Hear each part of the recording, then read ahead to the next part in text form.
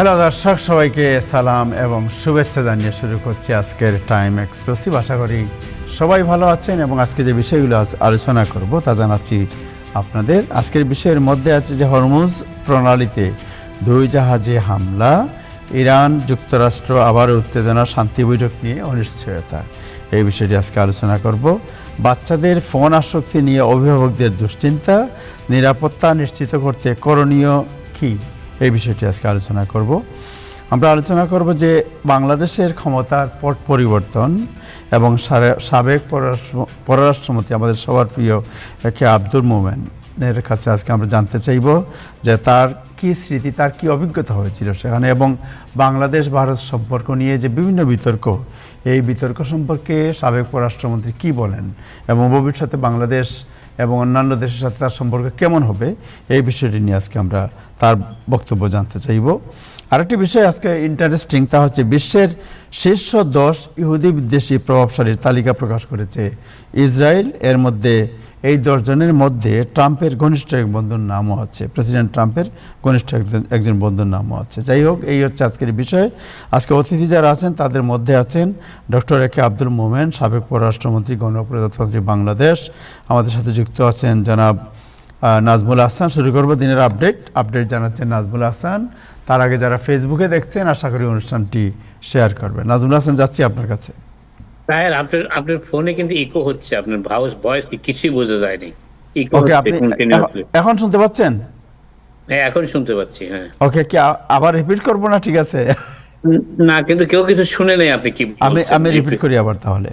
দর্শক, আপনাদেরকে আবার রিপিট করে শোনাচ্ছি যে হরমুজ প্রণালীতে 2 জাহাজে হামলা হয়েছে এবং এই হামলার কারণে উত্তেজনা আবার বিরাজ করছে এবং শান্তি বৈঠক যেটা হওয়ার কথা, এটা অনিশ্চয়তা দেখা দিয়েছে। আমাদের বাচ্চাদের অনেকেই ফোনে আসক্তি হয়, আসক্তি এবং দুশ্চিন্তা কমাতে আপনার করণীয় কী, এই বিষয়টি আজকে আলোচনা করব। বাংলাদেশে সবচেয়ে আজকে ইম্পর্টেন্ট বিষয় যেটা হবে, আপনারা সবাই অনেক দিন থেকে আমাদের বলছিলেন জানার জন্য, যে বাংলাদেশের যে ক্ষমতার পট পরিবর্তন, এই পট পরিবর্তনের প্রেক্ষিতে সাবেক পররাষ্ট্রমন্ত্রী, যিনি আমাদের একজন প্রবাসীও, তিনি পররাষ্ট্রমন্ত্রী হিসেবে দায়িত্ব পালন করেছেন এবং তার যে অভিজ্ঞতা এবং বর্তমান যে বাস্তবতা, এই বাস্তবতা নিয়ে তার সাথে আমরা কথা বলবো। তিনি কি বলেন এটা শুনবো, এবং বিশেষ করে ভারত বাংলাদেশ সম্পর্ক এবং আন্তর্জাতিক বিশ্বে বাংলাদেশের বর্তমান সরকারের সম্পর্ক নিয়ে তার ভাবনা কি, এই বিষয়টি আজকে আলোচনা করব। আমরা আলোচনা করব যে বিশ্বের শীর্ষ 10 ইহুদি বিদ্বেষী প্রভাবশালীর যে তালিকা প্রকাশ করেছে ইসরায়েল, এবং সেখানে প্রেসিডেন্ট ট্রাম্পের একজন ঘনিষ্ঠ বন্ধুর নামও আছে, এই বিষয়টি আজকে জানার চেষ্টা করব। আজকে অতিথি যারা আছেন তাদের মধ্যে আছেন সাবেক পররাষ্ট্রমন্ত্রী ডক্টর একে আব্দুল মোমেন এবং আমাদের সাথে আছেন জনাব নাজমুল আহসান। শুরু করব দিনের আপডেট জানাচ্ছেন নাজমুল আহসান। তার আগে যারা ফেসবুকে দেখছেন, আশা করি অনুষ্ঠানটি শেয়ার করবেন। জি নাজমুল আহসান। ধন্যবাদ আবু তাহের, এবং ধন্যবাদ টাইম টেলিভিশনের সকল দর্শক, শ্রোতা এবং প্যানেলিস্ট, সবাইকে সালাম এবং শুভেচ্ছা। আশা করি আপনারা সবাই ভালো আছেন। আজ শনিবার 18 এপ্রিল ইরান হরমুজ প্রণালীতে পুনরায় বিধিনিষেধ আরোপ করেছে, এবং এই অ্যাসোসিয়েটেড প্রেস আজকে যে খবরটি দিয়েছে তাতে বলছে যে প্রেসিডেন্ট ট্রাম্প মন্তব্য করেছেন যে হরমুজ প্রণালী পুনরায় খুলে দেওয়ার পদক্ষেপটি অবরোধের অবসাদ ঘটাবে তা, কিন্তু এরপরে ইরান এই হরমুজ প্রণালীটি পুনরায় খুলে দেওয়ার পূর্ব সিদ্ধান্ত থেকে সরে এসে বিধিনিষেধ পুনর্বহাল করেছে। ইরানের যৌথ সামরিক কমান্ড আজকে জানিয়েছে যে হরমুজ প্রণালীর নিয়ন্ত্রণ পুনরায় তার পূর্বাবস্থায় ফিরে এসেছে অর্থাৎ ইরানের নিয়ন্ত্রণে, এবং বর্তমানে এটি সশস্ত্র বাহিনীর কঠোর ব্যবস্থাপনা নিয়ন্ত্রণের অধীনে রয়েছে। তারা আরো জানিয়েছে যে এই যুক্তরাষ্ট্র যতক্ষণ পর্যন্ত ইরানের বন্দরগুলো অবরোধ করে রাখবে ততক্ষণ পর্যন্ত এই বিধিনিষেধ, হরমুজ প্রণালীর উপরে এই বিধিনিষেধ গুলো বলবৎ থাকবে। তবে হরমুজ প্রণালী অতিক্রমের চেষ্টার সময় বাণিজ্যিক জাহাজগুলো গোলাগুলির শব্দ শোনার কথা জানিয়েছে আজকে, এবং শিপিং সূত্রগুলো জানিয়েছে যে সামুদ্রিক নিরাপত্তা ও শিপিং খাতের 3টি সূত্র একই সাথে জানিয়েছে যে শনিবার হরমুজ প্রণালী অতিক্রমের চেষ্টার সময় অন্তত 2টি বাণিজ্যিক জাহাজ গোলাগুলির শিকার হয়েছে বলে তারা জানিয়েছে। রয়টার্স এই প্রতিবেদনে বলেছে এই গোলাগুলির ফলে ঠিক কি ধরনের ক্ষয়ক্ষতি হয়েছে তা তাৎক্ষণিকভাবে জানা যায়নি, তবে গোলাগুলির শব্দ 2টি জাহাজ নিশ্চিত করেছে যে তারা গোলাগুলির আওতায় চলে এসেছিল। প্রেসিডেন্ট ট্রাম্প অবশ্য বলেছেন যে যুক্তরাষ্ট্র ইরানের কাছে কোনোভাবেই ব্ল্যাকমেইলের শিকার হবে না। অর্থাৎ তিনি ইরান যে পুনরায় হরমুজ প্রণালীতে নিষেধাজ্ঞা আরোপ করেছে তাকে তিনি ব্ল্যাকমেইল হিসেবে চিহ্নিত করে বলেছেন যে ইরান কখনোই যুক্তরাষ্ট্র কখনোই ইরানের ব্ল্যাকমেইলের শিকার হবে না। তবে এই বিষয়ে কি পদক্ষেপ নেওয়া যাবে সে বিষয়ে তিনি কোনো মন্তব্য করেননি।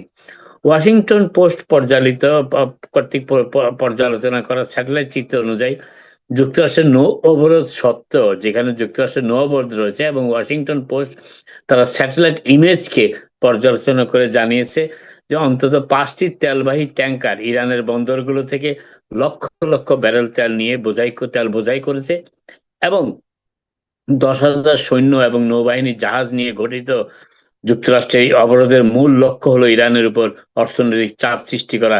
তা সত্ত্বেও ইরান হরমুজ প্রণালী খুলে দেওয়ার ঘোষণা দিল। প্রেসিডেন্ট ডোনাল্ড স্পষ্ট জানিয়ে দিয়েছেন যে যুক্তরাষ্ট্র তেহরানের মধ্যকার লেনদেন বা প্রক্রিয়াটি সম্পূর্ণ না হওয়া পর্যন্ত এই অবরোধ বহাল থাকবে, এবং এবং সেই অবরোধের ফলও ইরান তেলবাহী ট্যাংকার সেখানে নিয়ে যেতে পারছে তাদের বন্দরগুলোতে, এবং বন্দর থেকে তেল বোঝাই করে সেই জাহাজ বন্দর ছেড়েও যাচ্ছে। ওয়াশিংটন পোস্টের বিভিন্ন স্যাটেলাইট ইমেজ থেকে পাওয়া তথ্য বিশ্লেষণ করে ওয়াশিংটন পোস্ট আজকে এই খবরটি দিয়েছে। এবার আসি অন্য প্রসঙ্গে। তবে ইরানের সাথে যুক্তরাষ্ট্রের যে বৈঠকের সম্ভাবনা ছিল, পাকিস্তান যে বৈঠকের পুনরায় চেষ্টা করছে, দ্বিতীয় দফা বৈঠকের, সেই বৈঠকের ব্যাপারেও অনিশ্চয়তা দেখা দিয়েছে ইরান। তারা জানিয়েছে যে তারা কোনো প্রতিশ্রুতি দেয়নি এই বৈঠকের ব্যাপারে এখনো পর্যন্ত। তবে ইরান একথাও বলেছে যে তারা একটি স্থায়ী চুক্তির লক্ষ্যে কাজ করতে চান, কোনো অস্থায়ী যুদ্ধবিরতি নিয়ে অগ্রসর হওয়া তাদের মূল লক্ষ্য নয় এই মুহূর্তে। সেটিও তারা স্পষ্ট করে জানিয়েছেন যে তারা একটি চূড়ান্ত শান্তি চুক্তি করতে চান। যুক্তরাষ্ট্রের অন্তত 2টি শর্তের ব্যাপারে তারা অনড় অবস্থানে রয়েছেন। একটি হচ্ছে যে ইরান কে যে ক্ষতিপূরণ, ইরানের যে ক্ষতি হয়েছে সেটি ক্ষতিপূরণ দিতে হবে, গালফ দেশগুলোর কাছ থেকে ক্ষতিপূরণ পেতে হবে ইরানের। আর দ্বিতীয়ত হচ্ছে যে যুক্তরাষ্ট্রকে প্রতিশ্রুতি দিতে হবে যে তারা আর কখনো ইরান আক্রমণ করবে না। এই 2টি প্রতিশ্রুতির উপরে নির্ভর করছে স্থায়ী যুদ্ধবিরতির ব্যাপারটি। যদিও প্রেসিডেন্ট ট্রাম্প এবং যুক্তরাষ্ট্র বলার চেষ্টা করেছে যে ইরান তাদের পারমাণবিক কর্মসূচি বন্ধ করতে, এবং পারমাণবিক যে ফুয়েল তারা তৈরি করেছে সেগুলি ফেরত দিতে হবে, সেই বিষয়টিও তারা উল্লেখ করেছে। তবে এই ব্যাপারেই এখন আলোচনা ভবিষ্যতে কতটুকু অগ্রসর হবে কি হবে না আদৌ, সেই বিষয়টি এখন অনিশ্চিত অবস্থায় দোলা খাচ্ছে, এবং সেটি পাকিস্তান অবশ্য চেষ্টা করে যাচ্ছে অনবরত 2 দেশের মধ্যে আবার বৈঠকের অনুষ্ঠানের ব্যাপারে। তবে এখনো চূড়ান্ত কোনো সিদ্ধান্ত, যদিও প্রেসিডেন্ট ট্রাম্প বলেছেন যে এই উইকেন্ডেই তাদের বৈঠক হওয়ার কথা ছিল, কিন্তু সেটি আপাতত দৃষ্টিতে মনে হচ্ছে সেটি আর হচ্ছে না। এবার আসি অন্য প্রসঙ্গে, মর্টগেজ বা বাড়ির ঋণ সংক্রান্ত বিষয়ে। যুক্তরাষ্ট্র যদি দেখেন যে আপনার পক্ষে গৃহ ঋণের কিস্তি পরিশোধ করা সম্ভব হচ্ছে না, তাহলে আপনি নতুন কিংবা একা কেউ নন। অনেকের পক্ষেই যুক্তরাষ্ট্রে এখন মর্টগেজ দেওয়ার ব্যাপারটি কঠিন হয়ে দাঁড়াচ্ছে। Realtor.com এর তথ্য এবং কোটালিটি 225 হোম ইকুইটি রিপোর্টের তথ্য অনুযায়ী বছরের প্রথম প্রান্তিক অর্থাৎ জানুয়ারি থেকে মার্চ, যে প্রথম প্রান্তিক 2026 সালে শেষ হওয়ার আগেই যুক্তরাষ্ট্রে প্রায় 12 লক্ষ বাড়ির মালিক তাদের মর্টগেজের ক্ষেত্রে আন্ডার ওয়াটার বা পানির নিচে আটকা পড়েছেন, যেটাকে বলা হয়। অর্থাৎ মর্টগেজ পরিশোধ করতে পারছেন না নিয়মিত প্রায় 12 লক্ষ মানুষ। এবং যেখানে সম্পত্তির বাজার মূল্যের চেয়ে ঋণের পরিমাণ বেশি হয়ে যায়, সেই ক্ষেত্রে এই ধরনের পরিস্থিতির সম্মুখীন হতে হয় অনেককেই।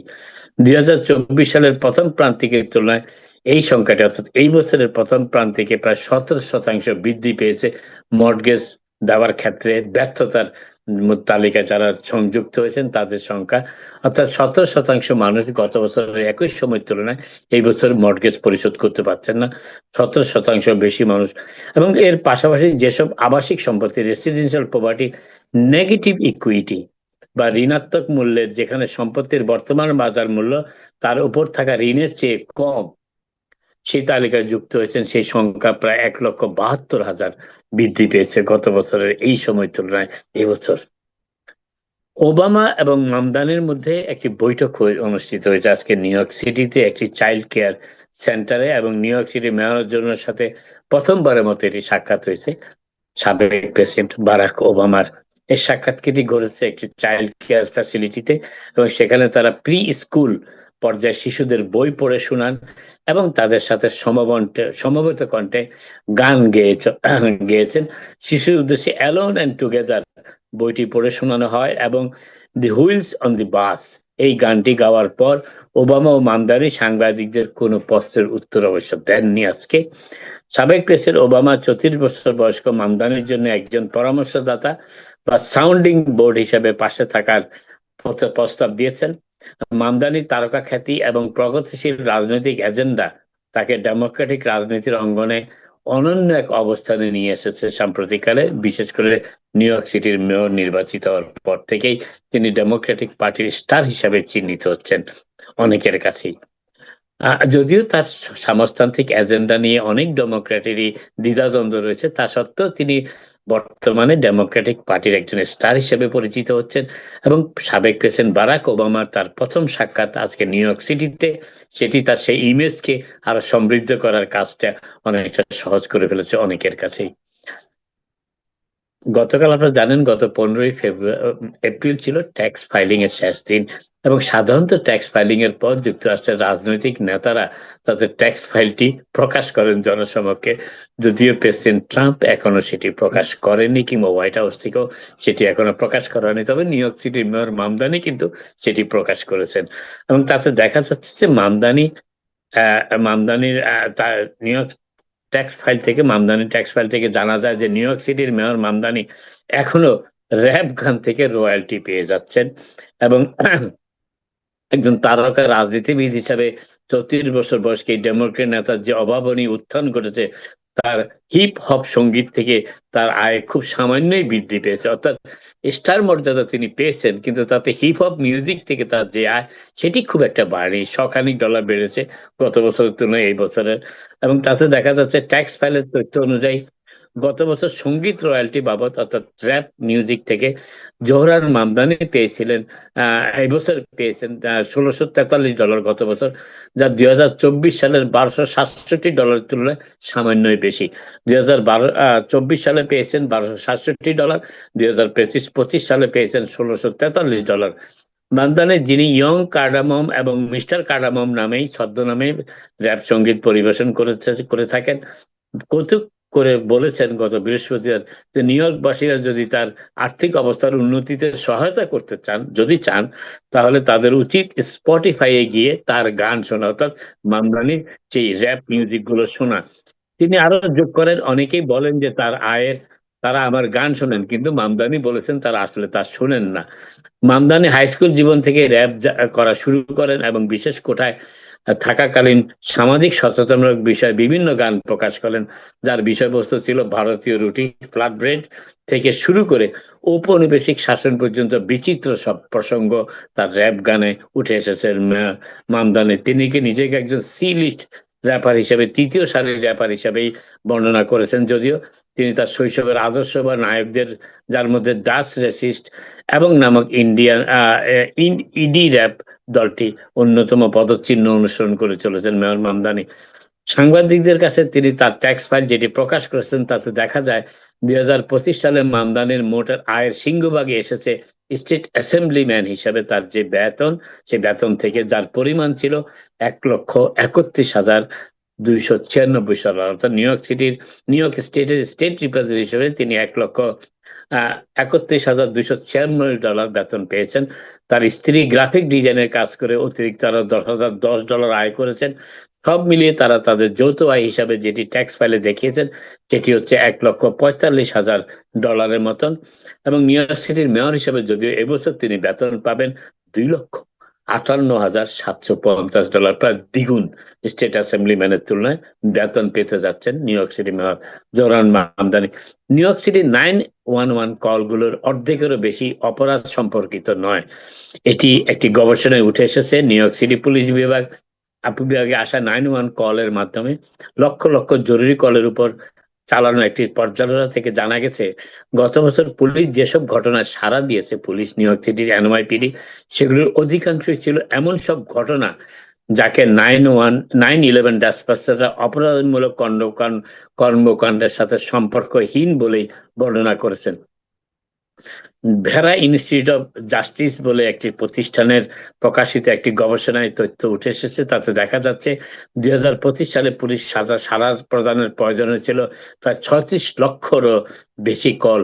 বিশ্লেষণ করে দেখা যাচ্ছে যে এর মধ্যে মাত্র ৪২% কল ছিল 911 যেগুলি ডেসপাসারের অপরাধ সম্পর্কিত হিসাবে চিহ্নিত করেছেন। প্রতিবেদনটিতে আরো বলা হয়েছে যেসব অভিযোগের সাথে কোনো কথিত অপরাধের সংশ্লিষ্টতাই ছিল না। যেমন ব্যক্তিগত বিবাদ, নাগরিক পরিষেবার সমস্যা, যানজট পরিস্থিতি এবং যানবাহনের দুর্ঘটনাও ছিল তার মধ্যে। মাত্র ৪২%, বাকি ৯৮% ছিল কোনো অপরাধ সংক্রান্ত কর্মকাণ্ডের সাথে সম্পৃক্ত নয়। পুলিশের কর্মকর্তাদের প্রায় অভিযোগগুলো সামলাতে পাঠানো হতো, যেটি অপ্রয়োজনীয় ভাবে ব্যয় করা হতো পুলিশ রিসোর্সের। কলগুলোর মাত্র ২৮% ছিল এমন সব অপরাধের রিপোর্ট যা সেই মুহূর্তে সংঘটিত হচ্ছে। ২৮% কল ছিল সত্যিকারের অপরাধ সম্বলিত ঘটনাবলী থেকে। এর সবচেয়ে বেশি রিপোর্ট কল এসেছিল হামলা, চুরি এবং হয়রানির ঘটনা থেকে। এই হচ্ছে সর্বশেষ পুলিশ বিভাগ যে 911 এর কল পেয়েছে এবং এর মধ্যে ১৯% কল ছিল এমন অপরাধের রিপোর্ট যা ইতিমধ্যেই সংঘটিত হয়েছে। যাই হোক, এই বিষয়ে দেখা যাচ্ছে যে ৪২% কল মাত্র ছিল অপরাধ সংঘটিত, ৫৮% ছিল যার সাথে অপরাধের কোনো সংশ্লিষ্টতা ছিল না, ক্রিমিনাল কর্মকাণ্ডের সাথে সংশ্লিষ্ট ছিল না। আপাতত এখানেই শেষ করি আজকে। আবার আপনার সাথে কথা হবে। আপনারা সবাই ভালো থাকুন। Thank you Nazmul Hasan, thank you. So আমাদের সাথে আছেন ডক্টর আব্দুল মোমেন, ওনার সাথে আমরা আজকে কথা বলবো। আপনি আশা করি থাকবেন আমাদের সাথে। মোমেন ভাই, আপনি কেমন আছেন? ভালো আছেন? জি ভালো, আপনাকে অসংখ্য ধন্যবাদ। আর সেই সাথে আপনার শ্রোতা এবং দর্শকদেরও আমি অভিনন্দন জানাই। থ্যাংক ইউ, এবং থ্যাংক ইউ বিশেষ সো করে মাচ। আজকের দিন 18ই এপ্রিল, এই দিনে আমাদের 1971 সালে কলকাতাস্থ যত প্রবাসী বাঙালি ছিলেন তারা বাংলাদেশ পাকিস্তানের উপকমিশনটা দখল করে এইটাকে স্বাধীন বাংলাদেশের দফতর হিসাবে ঘোষণা দিয়েছিলেন। আর গতকাল 17ই এপ্রিল আমাদের বাংলাদেশের ইতিহাসে একটা অনন্য দিন, কারণ ওই দিন স্বাধীন বাংলাদেশের ঘোষণা মুজিবনগরে হয়। আমি সবাইকে স্বাধীন বাংলাদেশের অভিনন্দন জানিয়ে শুরু করব। Thank you so much, thank you, আপনাকে অনেক ধন্যবাদ। যাই হোক, শুরু করি এখান থেকে যে আপনি বাংলাদেশে ছিলেন এবং বাংলাদেশের ক্ষমতার পট পরিবর্তনের পর অনেকেই আটকা পড়ে গিয়েছিলেন, সেখানে মামলা হয়েছে, বিভিন্ন ধরনের অত্যাচার নির্যাতনের শিকার, অনেকে লুকিয়েছিলেন, এখনও লুকিয়ে আছেন, কেউ কেউ এখনও বেরোচ্ছে না। কয়েকদিন আগে মাত্র স্পিকার নিজে গ্রেফতার হয়েছেন, উনি এতদিন লুকানো ছিলেন। আপনি নিউ ইয়র্কে আসলেন কিভাবে? দেখেন, আমি নিউ ইয়র্কে ছিলাম আপনার প্রোগ্রামেই বোধহয় আমি 23 জুলাই লাস্ট মানে এইখানে মনে হয় সরকার পরিবর্তনের কিছুদিন আগে আপনি ছিলেন এখানে। আমি 29 জুলাই ঢাকায় পৌঁছি। জি। তারপরে আমি ঢাকাতেই ছিলাম এবং যখন পট পরিবর্তন হলো আমি আমার বাড়িতেই ছিলাম। এর মধ্যে আমার সরকারি বাড়ি দখল হয়ে গেল, আপনার সন্ত্রাসীরা দখল করলো। আমার বাপের বাড়িও কয়েকবার দখল করলো, চুরি করলো, ডাকাতি করলো, তারপরে জ্বালিয়ে দিল। যাই হোক, তো আমি দেশেই বিভিন্ন জায়গায় ছিলাম। আমাকে একদিন কর্নেল সাহেব একজন ফোন করলেন, বললেন, sir, how are you, we are here to protect you. তখন আমার সহকর্মীরা বললো, স্যার, ওরা আপনার নাম্বার পেয়ে গেছে, আপনি এখান থেকে পালান, আপনি ফোনটা দিয়ে দেন। এই ফোনের নাম্বার তারা পেয়ে গেছে। তারপর আমি বিভিন্ন জায়গায় পালিয়েছিলাম। আমি সৌভাগ্যবান যে আমি শেষ পর্যন্ত এই আমেরিকায় আসতে পেরেছি। আমি যখন আমেরিকায় ছিলাম, এই 17, 18, 19, 20 জুন, জুলাই 2024, তখন নাকি আমি বাংলাদেশে আপনার মার্ডার করেছি, আমি সন্ত্রাসী করেছি, এই নামে আমার বিরুদ্ধে অনেকগুলো 1 ডজনের বেশি কেস হয়েছে। হ্যাঁ, এই সবই ভুয়া কেস, বানোয়াট কেস। এইগুলোই ইউনূস সরকার এগুলো এবং তার সাঙ্গপাঙ্গরা করেছেন। একটা মতলবটা হচ্ছে বেসিক্যালি এক্সটর্শন অফ মানি। এই কেস দিয়ে বলবে যে, স্যার, আপনার কেস আমি উইথড্র করে দিব, আপনি অত লক্ষ টাকা দেন। তো এইসব কারণ। যাই হোক, আল্লাহর মেহেরবান আর আপনাদের দোয়া, বহু লোক দোয়া করেছে, তার ফলে আমি সশরীরে সুস্থ অবস্থায় আপনার এই আমেরিকায় আবার ফিরে আসি আমার ছেলে মেয়েদের কাছে। আর আমার ছেলে মেয়েরা তো সবাই এখানেই থাকে, আর আমার ওয়াইফও এখানেই ছিলেন।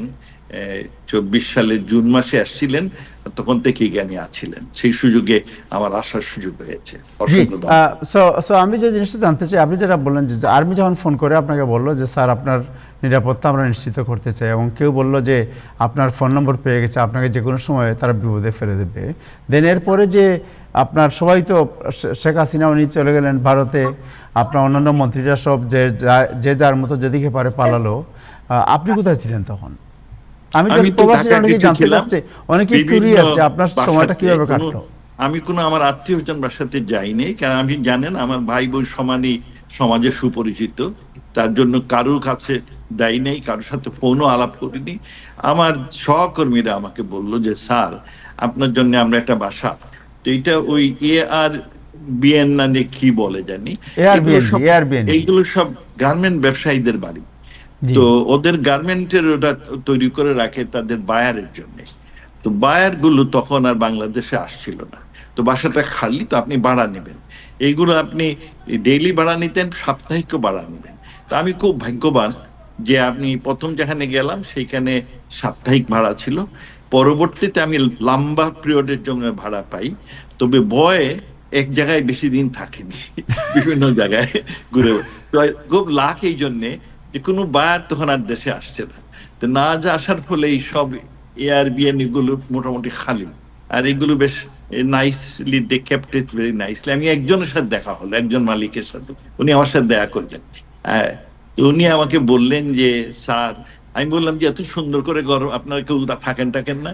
বললো না, এইগুলো তো আমাদের বায়ারদের জন্য করি, ওরা অনেক সময় ফ্যামিলি নিয়ে আসে, হোটেল গুলোর থেকে আমরা বাসা প্রেফার করে, আর এইখানে এই জন্য আমরা এটা সুন্দর করে, আপনি খুব কপারলি যে এখন আপনাকে আমরা সস্তায় দিতে পারতেছি, কারণ আমাদের কোনো কি ডিমান্ড নাই, বায়ারের ডিমান্ড নাই। So that's very lucky. আপনি এইরকম কয়টি ভাষা চেঞ্জ করেছিলেন? আমি এরকম 4-5টা করেছি, হ্যাঁ, এবং ফোন করেছি 6টা ফোন সেট চেঞ্জ করেছি কতদিন পরে পরে ভয়ে, কারণ ফোন 6টা ফোন নাম্বার আপনি চেঞ্জ করেছেন? হ্যাঁ, কারণ চেঞ্জ করার পরে প্রথমটা আমার নামেই নিয়ে আসছিল, তারপরে ওটা আবার পেয়ে গেল আপনার ওই কারো ফেসবুকে ওইটা আমার নাম্বার কোত্থেকে হয়েছে সেইগুলো বললো। তারপরে আমরা আবার সতর্ক হলাম, তখন অন্যের নামে ফোনগুলো জোগাড় করা হলো। ইটস এ নাইটমেয়ার, এবং এইটা নিয়ে একটা সুন্দর ছবি হইতে পারে আর কি। কিরকম? আমার আমার খুব দুঃখ এই জন্যে যে আমি স্বদেশে গেছি খুব শখ করে। আপনি জানেন যে আমি এখানে প্রায় 38 বছর ছিলাম এই আমেরিকাতেই, আর আমার ছেলে মেয়ে কেউ পছন্দ করেনি আমি দেশে যাই, কিন্তু আমি গেছিলাম যে বুড়ো বয়সে দেশে কিছু যদি করি ভালো, আর আমার যে রিটায়ারমেন্ট ওইটা দিয়ে চলে যাবে। এইখানে রিটায়ারমেন্ট থাকলেও তখন একটা অন্য কাজও করতে হবে, কারণ খরচের দেশে, আর দেশে আমার রিটায়ারমেন্টই জানা করে কমফোর্টেবল লাইফ স্বামী সেই। কিন্তু সেই দেশে গিয়ে আমি আমার রাজনীতির সাথে সম্পৃক্ত হয়ে গেলাম, কারণ ওই আমার বড় ভাই সিদ্ধান্ত নিলেন যে উনি ইলেকশন বয়স হয়ে গেছে, উনি ইলেকশন করবেন না, আর আমি সেই জন্য মনোনয়ন পেয়ে ইলেকশনে জয়লাভও করে ফেললাম ওনাদের কারণে এবং দলের কারণে। এই আমি পড়লাম বেজায় মুশকিল। তারপর মাননীয় প্রধানমন্ত্রী আমাকে মন্ত্রীও বানিয়ে ফেলেন, সবই কপাল গুনে। এইগুলো সবই আপনার অ্যাক্সিডেন্টাল বলতে হবে। সো বিকজ আমি দেশের জন্য কাজ করি কোনো কিছু পাওয়ার জন্য না, আমি করি নিঃস্বার্থে দেশের মঙ্গলে, যে মানুষের, কারণ এই দেশ আমাকে বিনা পয়সায় পড়িয়েছে। আমি হাফে ডজন ডিগ্রি করেছি, মোটামুটি ভাবে সবগুলাই বিনা পয়সায়, বিদেশেও যখন পড়েছি বিভিন্ন ফান্ডিং। এই জিনিসটা জেনে নিচ্ছি, আপনি 6টা ফোন চেঞ্জ করলেন, রাইট? ইয়া, এন্ড দেন 6টা বাড়ি চেঞ্জ করছিলেন না? কয়টা বাড়ি চেঞ্জ করলেন? 4-5বারটা আমাদের খেয়াল নাই, 4-5টা আচ্ছা। হবে। সো এই যে একটা বাড়ি থেকে আরেক বাড়িতে যেতেন, এটা কি দিনে যেতেন না রাতে যেতেন? রাতে যেতাম। রাতে ওটা আবার যাওয়া একটা বেশ কি কালো গ্লাসের গাড়িতে, এবং অনেকে পাহারা দিত যখন বের হয়ে যাই, তার মধ্যে চেহারা ছবি চেঞ্জ করতে হলো, কারণ কেউ যদি দেখে ফেলে তাহলে আবার ঝামেলায় পড়ি কিনা, সেই জন্য চেহারা চেঞ্জ কিভাবে করলেন? মানে আপনি কি মুখোশ পরতেন?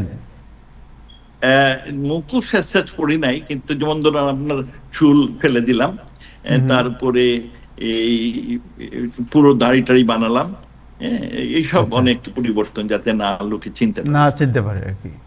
সো আপনার দেশ তো আপনার আপনার একটা অরাজকতার দেশ, ওটা তো দেশ না, তখন তো এটা একটা আপনার সন্ত্রাসী মবের দেশ।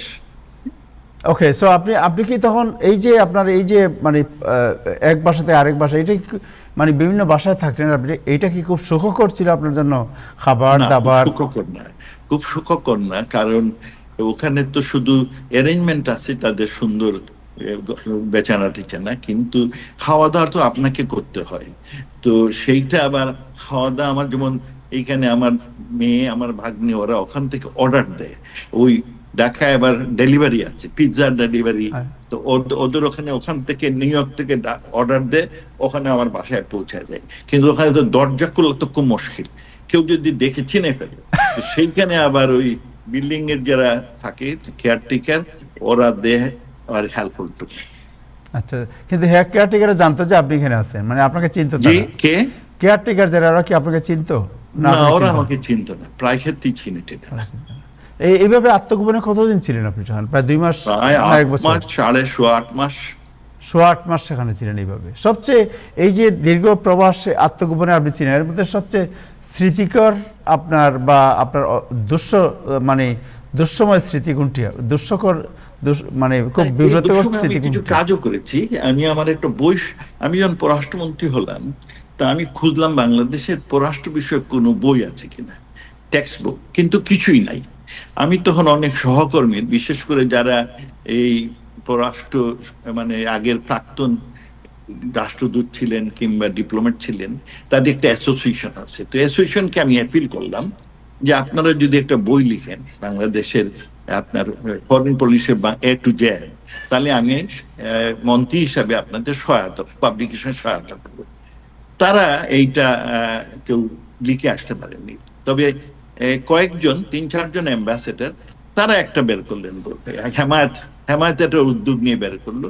তো ওইখানে 10-12টা আর্টিকেল। বাট আমি যেটা চাচ্ছিলাম যে এনি ওয়ান ওই বই পড়লে যদি বুঝতে পারে বাংলাদেশের পররাষ্ট্র মন্ত্রণালয়ের পলিসি স্ট্র্যাটেজি কিভাবে কি হবো, এরকম হয়নি।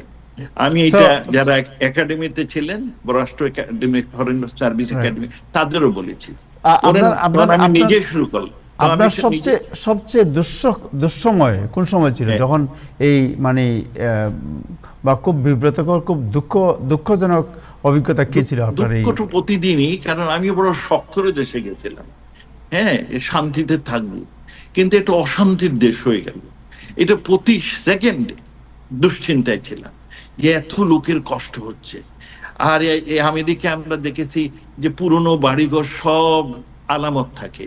এই আমি যখন বস্টনে ছিলাম, কেনেডি সাহেবের যেখানে জন্ম হয়েছে সেই বাড়ির কাহিনী, এটা মিউজিয়াম, কিন্তু আমাদের দেশে সব ভেঙে ফেলতেছে। এই 32 নম্বর ভেঙে ফেললো, প্রত্যেকের বাড়িঘর ভেঙে ফেলতে, প্রত্যেকের বাড়িতে একটা ঐতিহ্য আছে, মাজার ভেঙে ফেলতেছে, আপনার মন্দির ভেঙে, এতে কি? এইটা তো মন মানসিকতা বড় মানে খারাপ মানসিকতা। আমার তো একবার মনে হলো আফগানিস্তানে ওই যে অশোকার মূর্তি টুর্তি ভেঙে ফেলেছিল, ওই ধরনের এক ভাব আসছে বাংলাদেশে। পেইনফুল টু মি, খুবই পেইনফুল। আপনার কি আতঙ্কে ছিলাম সবসময়, ভয়ে। এই বুঝে গেল কোথাও একটু সামনে অ্যাপার্টমেন্টের বিল্ডিং এর সামনে গাড়ি ঘোড়া আওয়াজ হইলো, তখন ভয় পাইতাম, ভাইকে আল্লাহ কি হইলো না কি। আপনার আরেকটা জিনিস জানতে চাই যে এই সময়ে আপনার যে বিপদের এই সময় ছিল, এই সময়ে আওয়ামী লীগের পক্ষ থেকে কেউ কি আপনার সাহায্যের হাত বাড়িয়েছিল? নো, কেউ আমি কোথায় আছি আমার কোনো খবরই তারা জানে না, আমিও কাউকে কন্ট্যাক্ট করি। আচ্ছা আচ্ছা। আর তখনকার সরকারে, যদিও সরকার ছিল খুব মানে হস্টাইল, কিন্তু এরপরে তো আপনি জানেন সরকারের বিভিন্ন গ্রুপ থাকে, তারা বিভিন্নভাবে হেল্প করে। আমি নিজেও কন্ট্যাক্ট করিনি, আর আমার সাথে যারা চাকরি করতেন তারা ভয়, তারা আমাকে জীবনে কোনোদিন দেখেছেন কিনা চিনেছেন সেইটাও তারা গুণা করে কোথাও বলার সাহস পান নাই, এত ভয় তারা পেয়েছেন। এখনো যারা আমার সাথে কাজ করেছিলেন তারা আমাকে এখন চেনেন টেনেন না, তাদের সাথে আমার কোনো সম্পর্ক নেই। সবচেয়ে বিস্ময়কর বিব্রতকর স্মৃতি কি ছিল আপনার ওই সময়ে? সবচেয়ে মানে কষ্টকর স্মৃতি আপনার? যে সুন্দর একটা সাজানো গোজানো দেশ ধ্বংস হয়ে যাচ্ছে, এটা আমাকে বড় পীড়া দিয়েছে। হ্যাঁ, সাজানো গোজানো দেশ। আমি খুব আশা করেছিলাম যে নতুন সরকার আসলেন, ইউনূস সাহেব, হ্যাঁ, উনি হয়তো কি করবেন, আপনার অবস্থার পরিবর্তন করবেন। আমি উনারকে একটা অ্যাডভাইসও দিয়েছি। আমার বন্ধু যারা উনার অ্যাডভাইজার ছিল তারা আমাকে ফোন করেছিল অ্যাডভাইজার হওয়ার। তখন আমি আমার নিজের বাসায় ছিলাম, যে দোস্ত আমরা অ্যাডভাইজার হওয়ার জন্য রিকোয়েস্ট পেয়েছি, এবং খুব ভালো। হ্যাঁ, তারপরে আমি তখন বললাম যে দেশে তো খুব ডিভিশন হয়ে গেছে, তিক্ততা বেড়েছে, তো এক কাজ করো, ইউনূস ভাইকে বলো যে উনি নেলসন ম্যান্ডেলাকে ফলো করলে he can unite the nation. এই যে ওর যে ট্রুথ কমিশনটা, ইট ওয়াজ এ ওয়ান্ডারফুল এই থিং বলে আমার মনে হয়। তুমি এইটা কাজ করো, তোমরা ওনাকে বলো। হ্যাঁ, যাই হোক, ইট ডিডন্ট ওয়ার্ক আউট। আমার খুব খারাপ লেগেছে যে আমি যার কাছে অনেক আশা করেছিলাম ভালো হবে কিছু। সরকার তো পরিবর্তন হবে, কিন্তু অস্বাভাবিক পরিবর্তন তো আমি চাই নাই। স্বাভাবিক পরিবর্তন হলে I would be very happy. কিন্তু এরপরে যে অস্বাভাবিক পরিবর্তনে প্রতিহিংসা, হিংসা, বিদ্বেষের এক রাজত্ব শুরু হলো, মবের রাজত্ব শুরু হলো, এইগুলো আতঙ্কময় সবার জন্য। জি। আপনি দল করেন না করেন, আমি অনেকগুলো লোক চিনি যারা আওয়ামী লীগ কোনদিন করে নাই, কিন্তু তারা পয়সাওয়ালা বড় লোক, তাদের বাড়িঘর দখল হয়ে গেছে, তাদের ব্যবসা বাণিজ্য দখল হয়ে গেছে, অনলি বিকজ তারা শেষ সম্মানিত লোক এই কারণে। আচ্ছা, আপনি আপনি আপনি মোহন ভাই, আপনি যে বাংলাদেশ থেকে ইয়েতে আসলেন, যুক্তরাষ্ট্রে আসলেন, রাইট? আপনার সাথে আমার একদিন কথা হচ্ছিল, এবং আমি যেহেতু একজন প্রফেশনাল, আপনার সাথে আমার কমিটমেন্ট ছিল যে আপনার কোনো তথ্য আমি প্রকাশ করবো না, এবং দেখুন আমি করি নাই, কিন্তু আজকে প্রথম আপনাকে আমি নিয়ে আসলাম। কেউ জানে না আমি কারোর সাথে কথা বলি নাই, আপনার সাথে যে আমার কথা হয়েছে।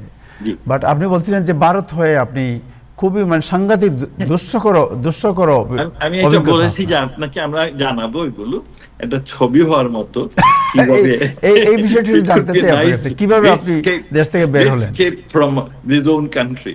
এইটা একটা ভালো মুভি হইতে পারে। হ্যাঁ, এটা আমি আর ডিটেল বলতে চাই না, কারণ এখনো অনেক লোক বোধহয় আনাগুনা করেন, এবং এইটা একটা বেশ ভালো ব্যবসাও কিছু লোকের। হ্যাঁ, it has develop a good business, এবং এটা আমাদের দেশের এই যে যারা সরকারি চাকরি করেন তাদের একটা আয়েরও পথ হয়েছে। It's a big source of income too. So আপনাকে যে তারা, এই যে আপনি বলছেন যে পাহাড়ের উপরে নিয়ে গেল, তারপরে কিছু দূর হাঁটতে হয়, তারপরে আবার গাড়িতে উঠি, তারপরে আবার নিয়ে গেল আরেক জায়গায়, একটু জাস্ট নাম না বলে যদি একটু স্মৃতি বলেন। বলতে পারি না, টানা হেসরা করে নিয়ে গেছে, বলে স্যার এখানে শুইতে পারবেন, বসতে পারবেন না, এটা ডেঞ্জার।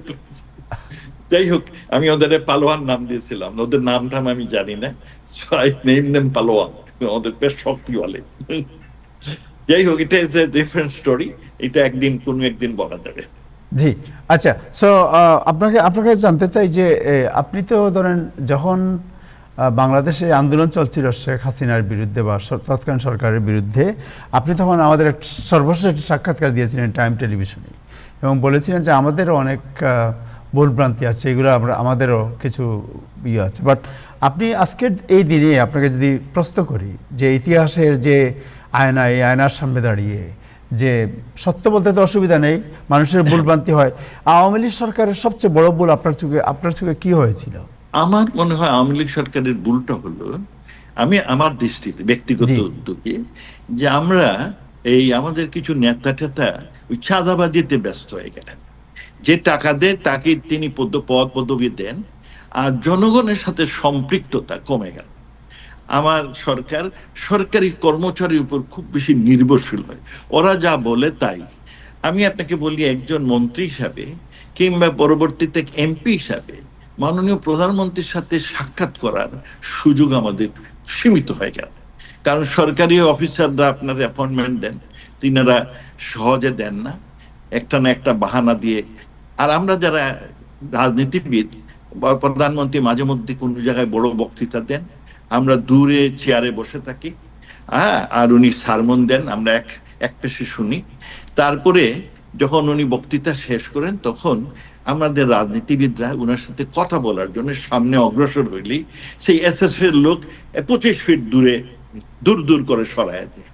তার ফলে ওনাকে কেউ কিছু বলার কোনো, আমাদের রাষ্ট্রনায়ক শেখ হাসিনাকে কিছু বলা যে আমরা কিছু ফিল করি, এই চাঁদাবাজি, এই করাপশন, এইগুলো পাবলিক কি মনে করতেছে আমাকে, সেটা বলার সুযোগ আমাদের কমে গেল।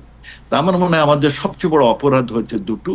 একটি হচ্ছে জনগণের সাথে সম্পৃক্ততা কমে গেছে, আর আরেকটি হলো আমাদের অনেক বিভিন্ন শ্রেণীর নেতারা এই চাঁদাবাজিতে এইগুলোতে আপনার মুখ্য হয়ে গেলেন।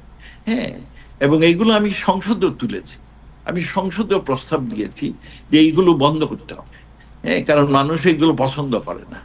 কিন্তু আনফর্চুনেটলি আমার দলের মানে যারা নীতি নির্ধারকরা ওইটার উপর, আমি যেমন ইভেন সংসদে বলেছি যে আমার সিলেট শহরে যে আমার এয়ারপোর্ট হবে 3 বছরে, আচ্ছা 3 বছর পার হয়ে গেছে, 10% কাজ হয় নাই।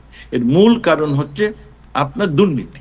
এরা দেরি করলে পরে ওইটার পয়সা বাড়ে, তখন ওইটা পয়সা যা অধিকতর দেওয়া হয় 80% খেয়ে ফেলে। সুতরাং তাদের চিহ্নিত করে আপনার, আমি বলেছিলাম যে পিডি হবে, যে সে যদি অন টাইম প্রজেক্ট শেষ না করে তার ডিমোশন হবে, চাকরি যাবে, যদি রিজনেবল গ্রাউন্ড না থাকে। এইগুলো কয়েকটা এক্সাম্পল। আপনি কি বলতে চাচ্ছেন যে আপনারা যারা মন্ত্রী ছিলেন তখন মন্ত্রীরাও প্রধানমন্ত্রীর সাথে দেখা করতে মানে সব সময় দেখা করতে পারতাম না, it is not very easy. What is the এই বাধাটা কে দিত? তখন আমি মন্ত্রিসভার সদস্য হলাম।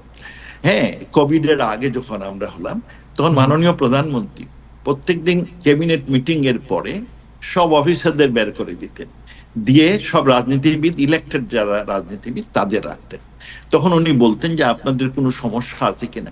তখন আমরা নির্দ্বিধায় আমাদের সমস্যাগুলো বলতাম, তখন উনি উত্তর দিতেন, কাউন্টার হতো, আমরা কাউন্টার করতাম। হ্যাঁ, কিন্তু কোভিডের পরে মিটিং এর সাথে উনি বের হয়ে যান, আমরা দৌড়ে গিয়ে দাঁড়ায় কোনো একটা যদি কিছু কথা বলতে পারি সেই সুযোগ নেওয়ার চেষ্টা করি। এই একটা ডিস্টেন্স শুরু হলো, এবং এই ডিস্টেন্সটা পরবর্তীতে খুব গুছানো হয়নি।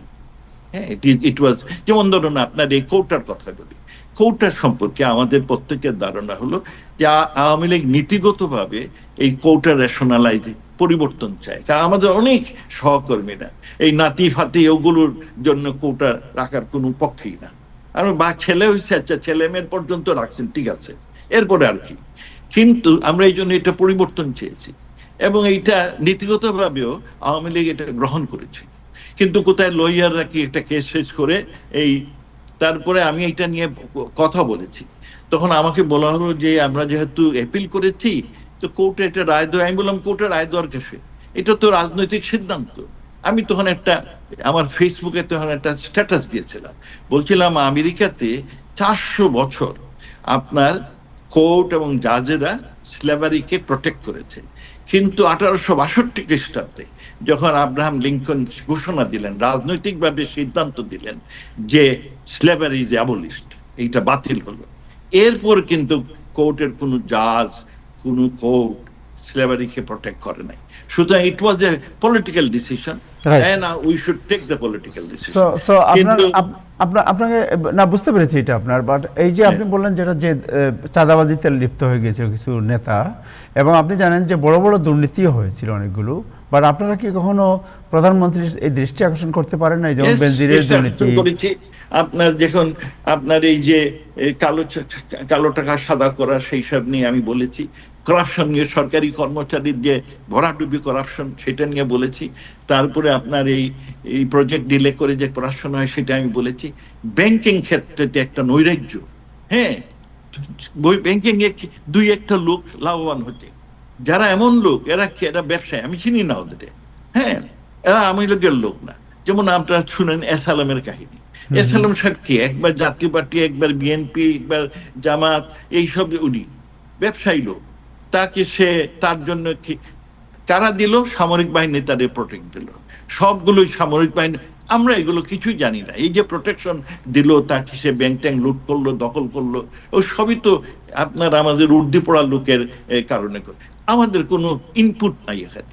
আমি এগুলো তুলেছি। আমি তোলার পরে আমাকে বলা হলো যে দেখেন, আমরা তো জিরো টলারেন্স দিয়েছি করাপশনে, আর আমরা তো দুদকটা এম্পাওয়ার করেছি, তারা কাজ করবে। আমি কি প্রত্যেকের কেসের পিছনে লেগে থাকবো? তাই বললাম হ্যাঁ, 2-1টার পিছনে লাগা তো উচিত। হ্যাঁ, দুদক তো ঠিক মতো করতে বললে না। আপনি কি বলেন? দুদকটা আমরা ভালো লোকগুলো নিয়োগ করেছি। সো দিস ইজ আপনার অনেকেরই দায়িত্ব আমরা ঠিক মতো পালন করি। প্রধানমন্ত্রী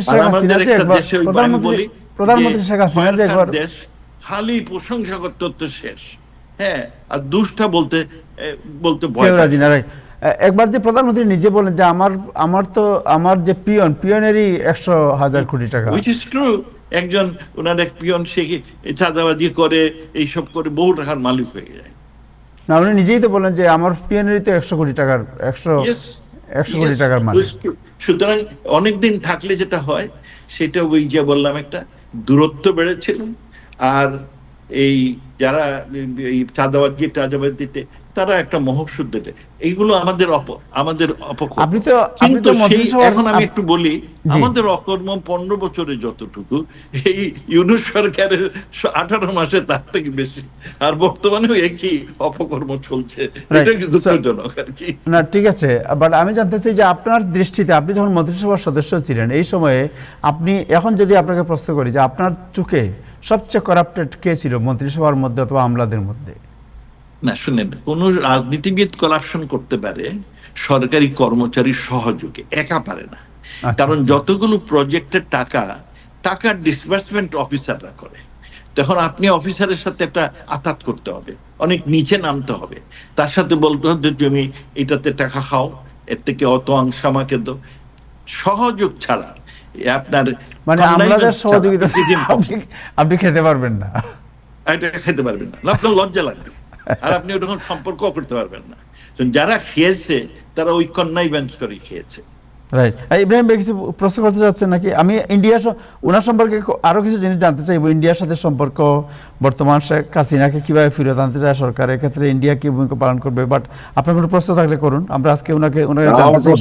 আমি অনেকদিন পরে দেখতেছি আমাদের মানে আমরা আমাদের শহরের মানুষ এবং আমার শিক্ষকের ছেলে, কিন্তু আমার আফসোসটা হচ্ছে মোমেন সাহেব, আপনার পাশের বাড়ির জেনারেল উসমানী পাহাড় প্রিয় জনপ্রিয়তার সামনে বঙ্গবন্ধুর সেখানে দাঁড়িয়ে বলেছিলেন, বঙ্গবন্ধু আপনি গণতন্ত্রের সংগ্রাম করে বাংলাদেশ স্বাধীন করেছেন, আপনি একদলীয় শাসন করলেন, আমি পদত্যাগ করলাম।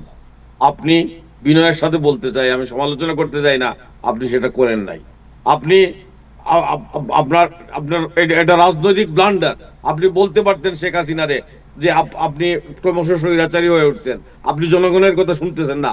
আপনি আমি জানি আপনার মানে বই পড়ার রাজনৈতিক পরিবেশ ছিল না, কিন্তু ইতিহাস আপনাকে মনে রাখতো, আমরা মনে রাখতাম যে আমার শহরের আরেকজন মানুষ আমাদের জন্য একটা অনুকরণীয় দৃষ্টান্ত রয়ে গেছে। ভারতের প্রতি নতুন জানু এটা নিয়ে পাবলিক খেপেছে। রাজনীতিতে অপরাজনীতি, শেখ হাসিনা ক্রমশ স্বৈরাচার হয়ে উঠেছে।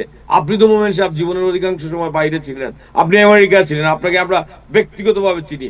আপনি শুধু সেই সময় দাঁড়াইয়া সেই পদত্যাগ করতেন, কিন্তু আপনি ওই পররাষ্ট্রমন্ত্রীর পদটা ধরে রাখার লাগিয়া আপনার আজকে যে হরর মুভির কথা বলতেছেন, বিশ্বাস করেন আমি 75-এর ঘটনা আমরা সাক্ষী। সেই সময় আমি রাজনৈতিক কর্মী এবং রাজনীতির এমন পরাজয় আমি আর জীবনে কখনো দেখি নাই। এবং আপনি আবার মানে ওই শেখ হাসিনার আওয়ামী লীগের পরাজয়ের সাথে ডক্টর মোহাম্মদ ইউনূসের তুলনা করতেছেন, এটা কোন কম্পারিজন হতে পারে না। আওয়ামী লীগ জনগণ থেকে গড়ে ওঠা দল, উনাকে ডেকে নিয়ে বসানো হয়েছে, উনি personal failure of doctor Yunus or what ever it is. Awami লীগের সাথে আমরা কেন তুলনা করব? আওয়ামী লীগ জনগণের মধ্য থেকে আসা রাজনৈতিক দল, এই দলকে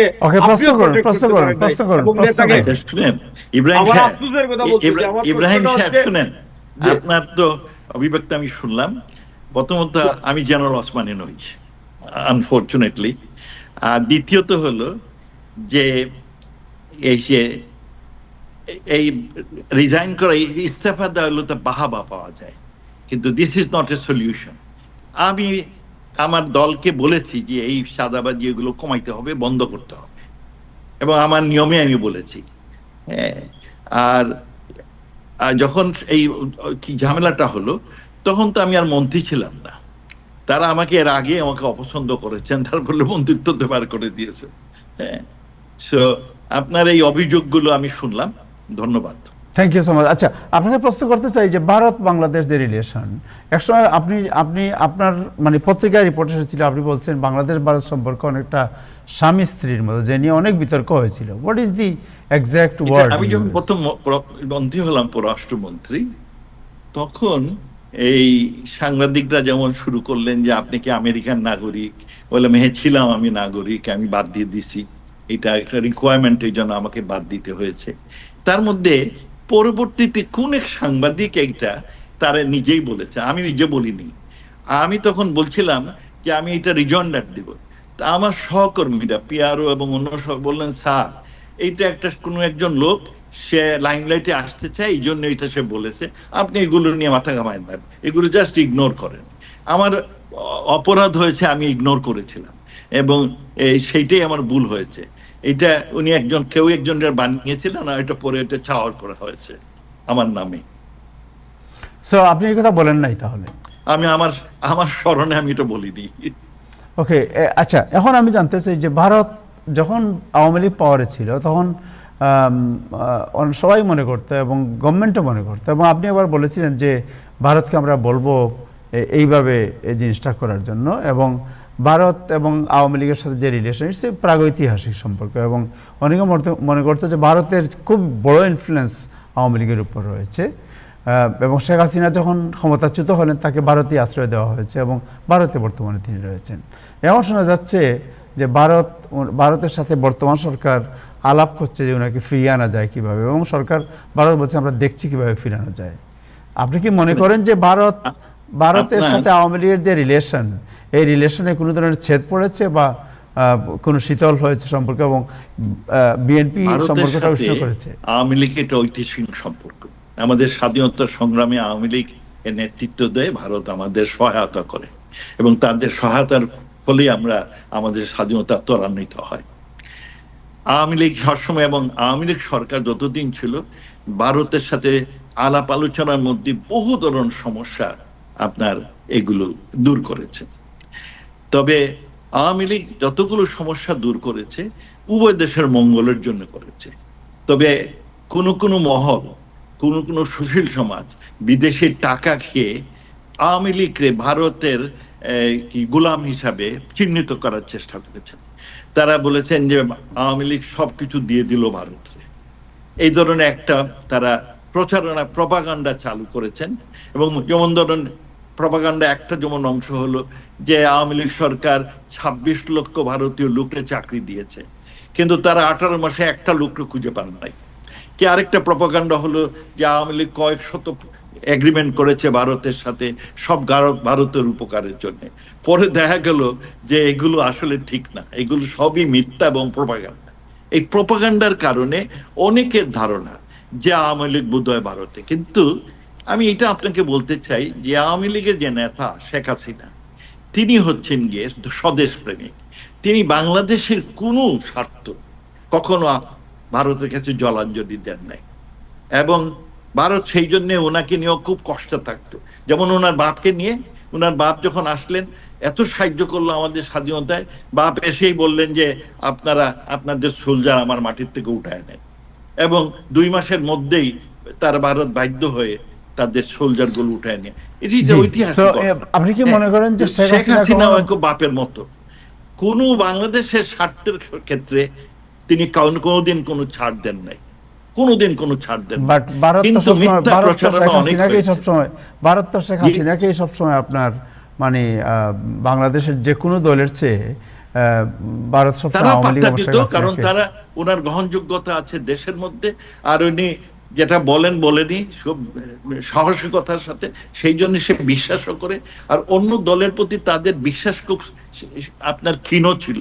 সেই কারণে বর্তমানে কি অবস্থা যায় না, ভারত তো তার স্বার্থ নিয়েই চলবে, তারা তাদের স্বার্থটা আগে দেখে, এবং সব দেশেই নিজের স্বার্থটা আগে দেখে, ব্যক্তি বিশেষ সেইখানে গৌণ হয়। আপনি কি মনে করেন বিএনপির সাথে ভারতের যে বর্তমান রিলেশন, এই তারেক রহমান সাহেব ইন্ডিয়া সফরে যাওয়ার কথা শোনা যাচ্ছে, আপনি কি মনে করেন যে ভারত তার যে পররাষ্ট্র নীতি যেটা ছিল আগে আওয়ামী লীগের সাথে, এটাকে চেঞ্জ করে এখন বিএনপির সাথে একটা সম্পর্ক ওয়ার্ম আপ করার? আমি মনে করি যে ভারত তার নিজের স্বার্থ দেখবে। আর আমি এই যদি বর্তমান বাংলাদেশকে সাধুবাদ জানাই যে তারা বাস্তবতা স্বীকার করেছেন। ভারতের বিরুদ্ধে আগের সরকার, এই ইউনূস সরকার যেভাবে একটা শত্রুতা সৃষ্টি করলো প্রপাগান্ডা করে, তারা দূরে সরে আসছেন। তারা বাস্তববাদী। This is a good step for আপনার তারেক রহমান সরকার, যে ভারতের সাথে সুসম্পর্ক তৈরি করার জন্য কতদূর কি অগ্রসর হতে পারবে আমি জানি না, তবে তাদের যে উদ্যোগ সেটাকে আমি সাধুবাদ জানাই। আর ভারত আপনার এই কি করবে না করবে, it is there responsibility, nothing to do with. আমি মনে করি সবসময় আওয়ামী লীগের শক্তি হচ্ছে বাংলাদেশের জনগণ, আওয়ামী লীগের শক্তি হচ্ছে বাংলাদেশের মানুষের প্রত্যাশা, অধিকার আদায়ের ইচ্ছা। কিন্তু ডক্টর মোমেন, আপনাকে একটা প্রশ্ন করি, আমি জানি আপনি বলছেন যে শুনেন, আমি এখানে বলি আপনার, সুতরাং আওয়ামী লীগকে কেউ বিদেশি কেউ এসে বসাবে না, উঠাবেও না, উঠেই ফেলেছে অবশ্য বিদেশের চক্রান্তে। কিন্তু আওয়ামী লীগ দেশের স্বদেশে আবার যদি ঘুরে দাঁড়াতে হয়, সেই দেশের জনগণের মাধ্যমে দাঁড়াবে, অন্য কারো অনুকম্পায় বা সহায়তায় আওয়ামী লীগ আবার ফিরে আসবে না। সো যদি আপনাকে প্রশ্ন করা হয় যে আওয়ামী লীগ, তো আপনি বলছেন 1971-এ বাংলাদেশ স্বাধীনতা অর্জনে আওয়ামী লীগের ভূমিকা ছিল নিঃসন্দেহে, বাট পরবর্তী পর্যায়ে যখন আওয়ামী লীগ ক্ষমতায় আসলো, ক্ষমতায় আসার পরে রক্ষী বাহিনী, তারপরে দুর্ভিক্ষ, একদলীয় শাসন, গণতন্ত্রের কবরচনা, অ্যান্ড দেন 75-এর 15ই আগস্ট, দেন শেখ হাসিনার শাসনের সময় আপনার এই যে গুম, খুন, হত্যা, রাহাজানি, আপনার গুণ হত্যা খুব কম হয়েছে। সেই গুণ খুনের আমরা লিস্ট চেয়েছিলাম, তখন আমাদের সর্বমোট 15 বছরে 79 লোকের একটা তথ্য দেওয়া হয়েছিল। সেইটা আমরা কি করি, পর্যবেক্ষণ করে দেখলাম যে 25 জন হলো অ্যাবসকন্ডিং, এর মধ্যে কয়েকজন হলো ভারতীয়, ভারতে গিয়ে শান্তিতে আছে, আর অধিকাংশ লোক নিজের দেশে সুখে। যেমন ধরুন গুমের 2 কাহিনী বলি, এগুলো প্রখ্যাত গুম। একটি হচ্ছে রেজওয়ানা হাসানের স্বামী, উনি গুম হয়ে গেল। এইটা নিয়ে হইচই থুরজুর, বিশেষ করে রেজওয়ানা স্বামী চাকরি করতেন আমাদের এনার্জি প্রতিমন্ত্রীর কোনো একটা ফ্যাক্টরিতে। আমাদের এটা একটা প্রায়োরিটি ইস্যু। কদিন পরে পাওয়া গেল তিনি জীবিত আছেন, রাস্তার মধ্যে ঘুরে বেড়াচ্ছেন। আরেকটি বড় হচ্ছে শেখ হাসিনার খুব ঘনিষ্ঠ সেই ফরিদা, সেই অভিনয়ের মানে ফরহাদ মাহজারের বউ। ফরহাদ মাহজার সাহেব বাংলাদেশ খুব নাম করার লোক, চিন্তক, এবং সব সরকার একবারে শেয়ানা হয়ে গেল, উনি গুম হয়ে গেলেন। পরে দেখা যায় যে উনি কোথায় খুলনা না যত বাস স্টেশনে ঘুরে বেড়াচ্ছেন, হ্যাঁ, বাড়ি থেকে পালায় চলে গেছেন। তো এইসব গুণ অনেকগুলোই, প্রচারণা খুব বেশি হয়েছে, কিন্তু আসল ঘটনা খুব কমই। আর এই যে আয়নাগরের আমরা জীবনে শুনি নেই, সরকারি ছিলাম বহুদিন, এগুলো ইউনূস সাহেবের তৈরি। এইগুলো হচ্ছে ওই যারা বিভিন্ন প্রচারণা করেছে বিদেশ থেকে, বিভিন্ন সুশীল সমাজকে নিয়ে, বিভিন্ন প্রতিষ্ঠানকে প্রচারণায় তারা খুব সাকসেসফুল, সেই জন্যই এই গুণ খুম এগুলোর কথা উঠেছে। সো ইলিয়াস আলীর গুম কি আপনি স্বীকার করেন না? আমি জানি না সেটা, I don't know. Ilias Ali যে পাওয়া যাচ্ছে না এটা তো জানেন, শেখ হাসিনা যে তার ওয়াইফকে নিয়ে ইলিয়াস আলী পাওয়া যাচ্ছে না, ইট ইজ সো স্যাড, কিন্তু এইটা কিভাবে কি হয়েছে আই হ্যাভ নো আইডিয়া। আমি সরকারে যাওয়ার আগে এইটা ঘটনা ঘটেছে এবং এটা আই ডোন্ট নো। না, আমি মানে বললে তো শুনেন, ডক্টর মোমেনের মানে বিব্রত হবেন। সমস্যা হলো যে আওয়ামী লীগ সহ আপনারা পাবলিক ট্রাস্টটা আপনাদের উপর আর নাই। আপনারা তখনও যা বলছেন এটা জনগণ যেহেতু আপনাদের আর বিশ্বাস করে না, সেই কারণেই জনগণ তারা উৎখাত হয়েছেন। এই ধরনের একটা পাবলিক ট্রাস্ট না থাকলে আওয়ামী লীগের নির্বাচনে আসতে দেন, দেখেন কি ট্রাস্ট আছে কিনা। এটা ঠিক আছে, আমি এখনো মনে করি, কিন্তু এখনো দেশের জনগণ মানে আপনাদের স্বাগত জানাবে। আওয়ামী লীগ সে ধরনের কোনো পদ্ধতি, এখন আওয়ামী লীগের এখন পর্যন্ত কোনো রাজনৈতিক কর্মসূচি পর্যন্ত নাই। আওয়ামী লীগ আজকে 2 বছরে তার এই যে বর্তমান সরকার, এমনকি ডক্টর মোহাম্মদ ইউনূস, তাদের ঐক্যবদ্ধ কোনো রাজনৈতিক কর্মসূচি পর্যন্ত দিতে দে ফেল টু ডু ইট।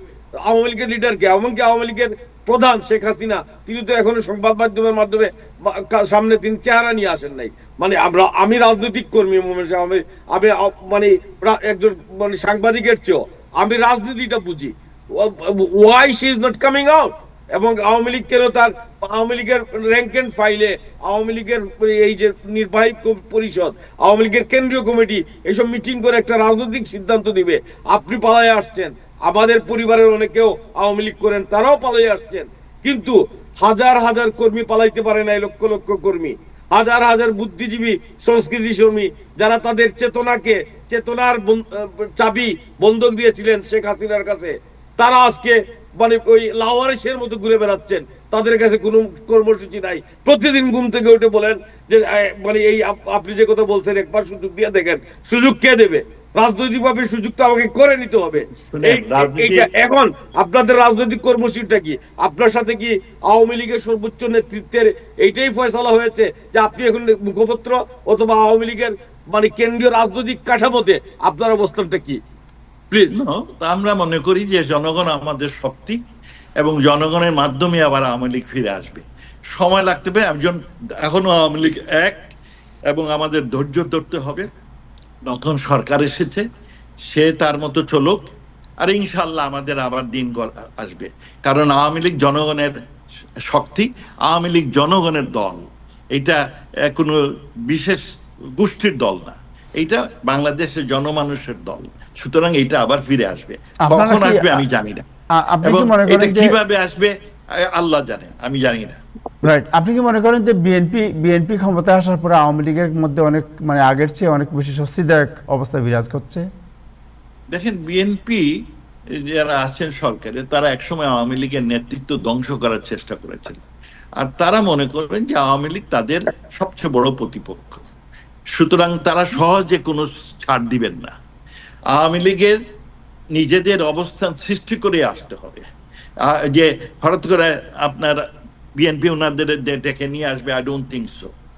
বরং বিএনপি এবং জামাত চাইবে আওয়ামী লীগেতে না আসে, কিন্তু আওয়ামী লীগ অবস্থার পরিপ্রেক্ষিতে ফিরে আসবে। কারণ এনারা দেশ শাসন করতে ব্যর্থ হবেন, তখন জনগণই ডেকে নিয়ে আসবে। ওকে, আপনাকে একটা প্রশ্ন করি, অনেকে বিশ্বাস না করতে পারেন, তবে এখনো পর্যন্ত যে নতুন সরকার আসছেন, প্রায় ক্ষেত্রেই, এই গ্যাসের ক্ষেত্রে দেখলাম একটা বিরাট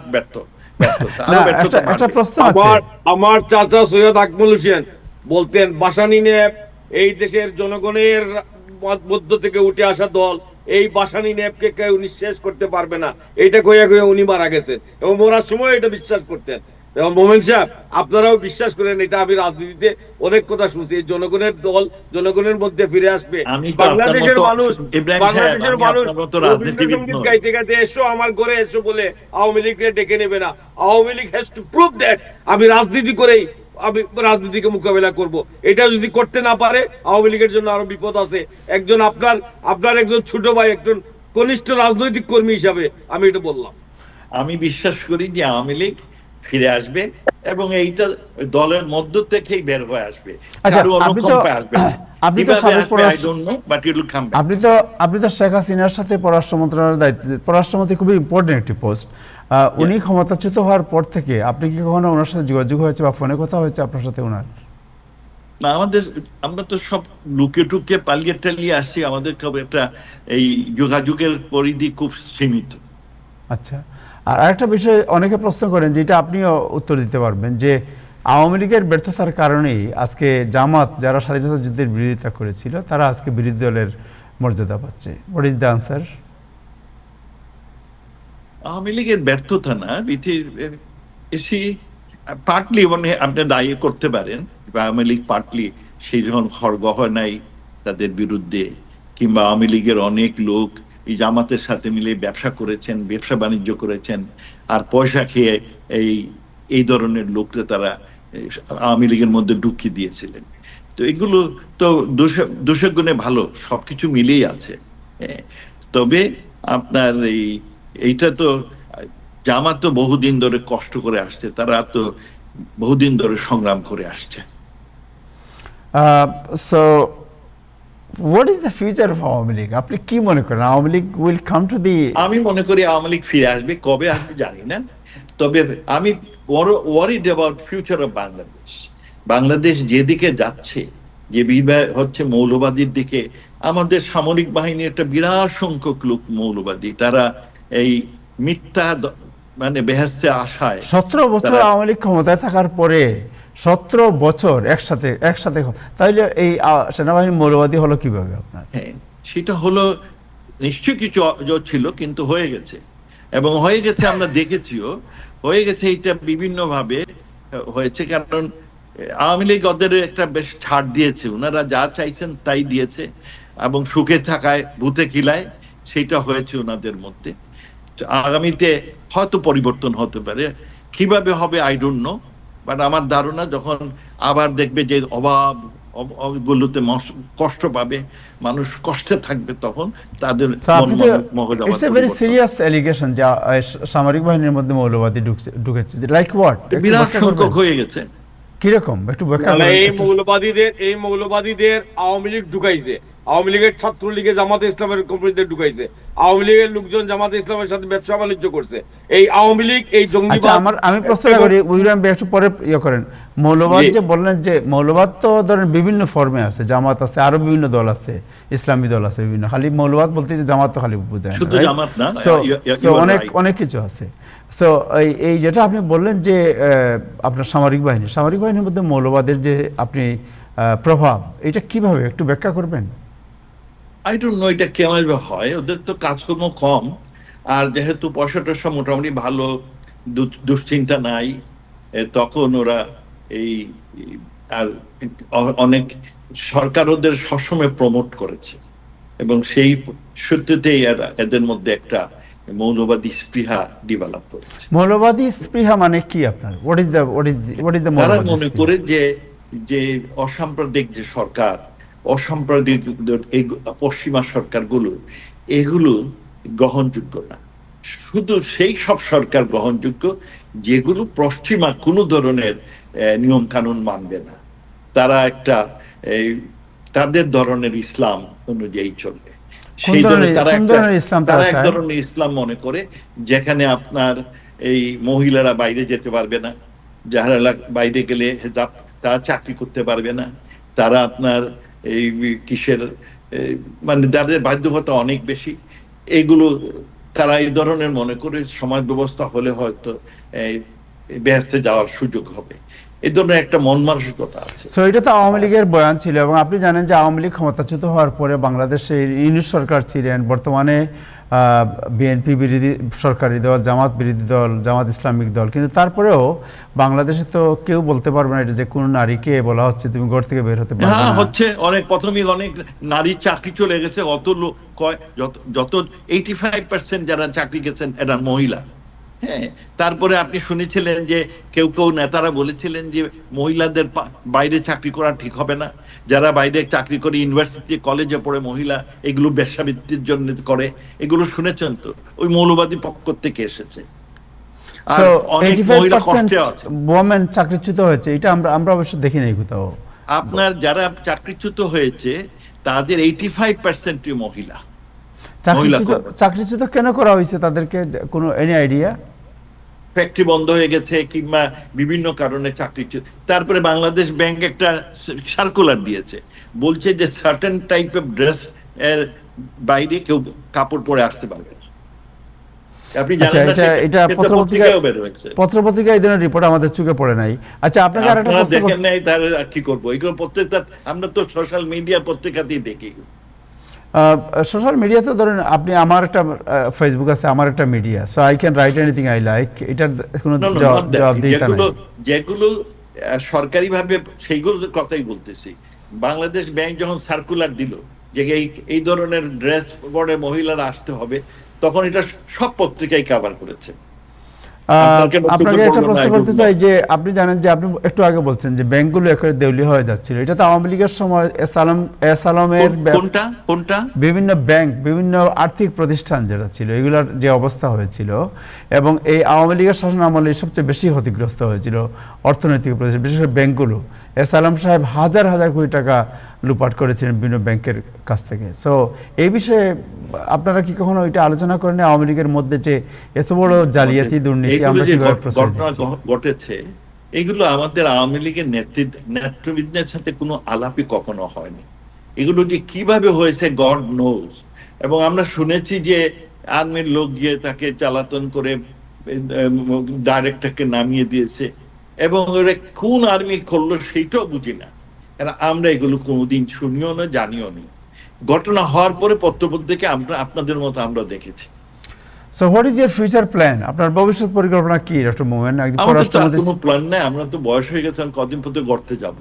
কিন্তু দেশের জন্য যেটা আমাদের দুঃখ, যে দেশটা একটা উন্নয়নের মহাসড়কে যাত্রা শুরু করেছিল, বাংলাদেশিরা আপনার 2030 সালের মধ্যে ক্ষুধামুক্ত বাংলাদেশ হওয়ার কথা ছিল, 2041 সালে বাংলাদেশ একটা উন্নত সমৃদ্ধশালী একটা অর্থনীতি, স্থিতিশীল অর্থনীতি, এইগুলো ব্যস্ত চলে যাচ্ছে।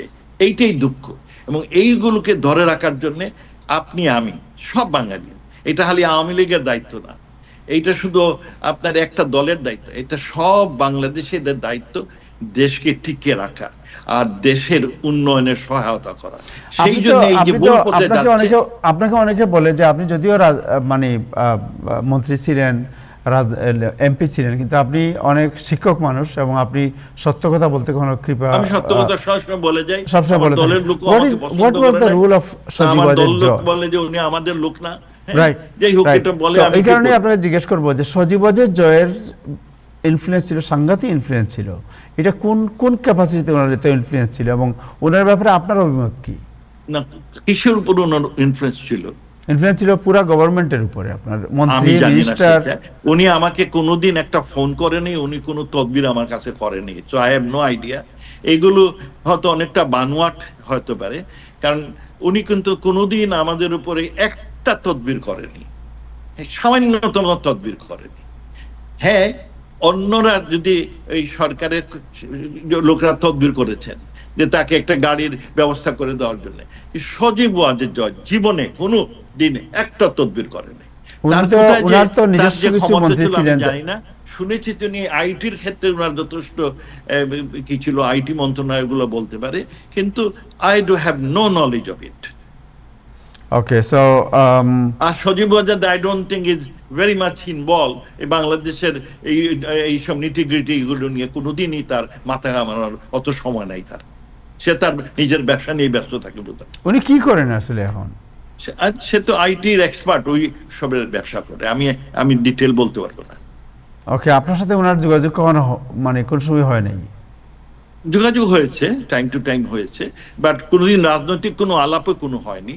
হ্যাঁ, কোন ধরনের রাজনৈতিক আলাপ। ওনার বিরুদ্ধে যখন একটা মিথ্যা মামলা দেওয়া হলো, তাকে গুম করা, তার বাচ্চাগুলো গুম করা, তখন আমার সাথে তখন আলাপ হয়েছে। সো কি মামলা হয়েছিল এটা? এইখানে কিছু বিএনপি গেছার লোক আপনার একজন ফেডারেল এজেন্টকে ঘুষ খাওয়ায়, ঘুষ দিয়ে আপনার ওই সজীব ওয়াজেদের বাচ্চাকে গুম করা, বউকে গুম করার জন্য চেষ্টা করে। সেইটা আবার ইউএস ফেডারেল এফবিআই এটা বের করে, একজন আরেকজনের বের করে। তখন ওই যে লোকটা এইসব করেছিল, যে এফবিআই এর এজেন্ট, সে রিটায়ার্ড হয়ে যাওয়ার কথা ছিল, সেই সময় ঘুষ খায় এইসব করে, তার শাস্তি হয়। সে স্বীকারও করে, তখন তার শাস্তি হয়। ওই সময়ে সজীব ওয়াজেদকে তারা এফবিআই বলে যে তোমার বিরুদ্ধে এইরকম ব্যবস্থা হচ্ছে, তারা তোমার ফ্যামিলিকে গুম করবে, এই সব নানান কিছু। তখন আমি জানি সজীবের কাহিনী, আমি কোর্টেও গিয়েছিলাম ওর সাথে, আমি কোর্টে গিয়ে ডেলিভারেশন গুলো শুনেছি, এবং তখন যে বাঙালি এর সাথে সম্পৃক্ত ছিল তারা দোষ স্বীকার করে, এবং দোষ স্বীকার করায় কম তাদের শাস্তি হয়।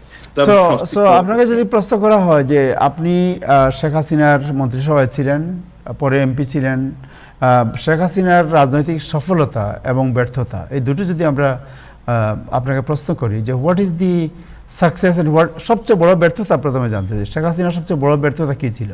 শেখ হাসিনার তো আপনার সার্থকতা তো অভাবনীয়।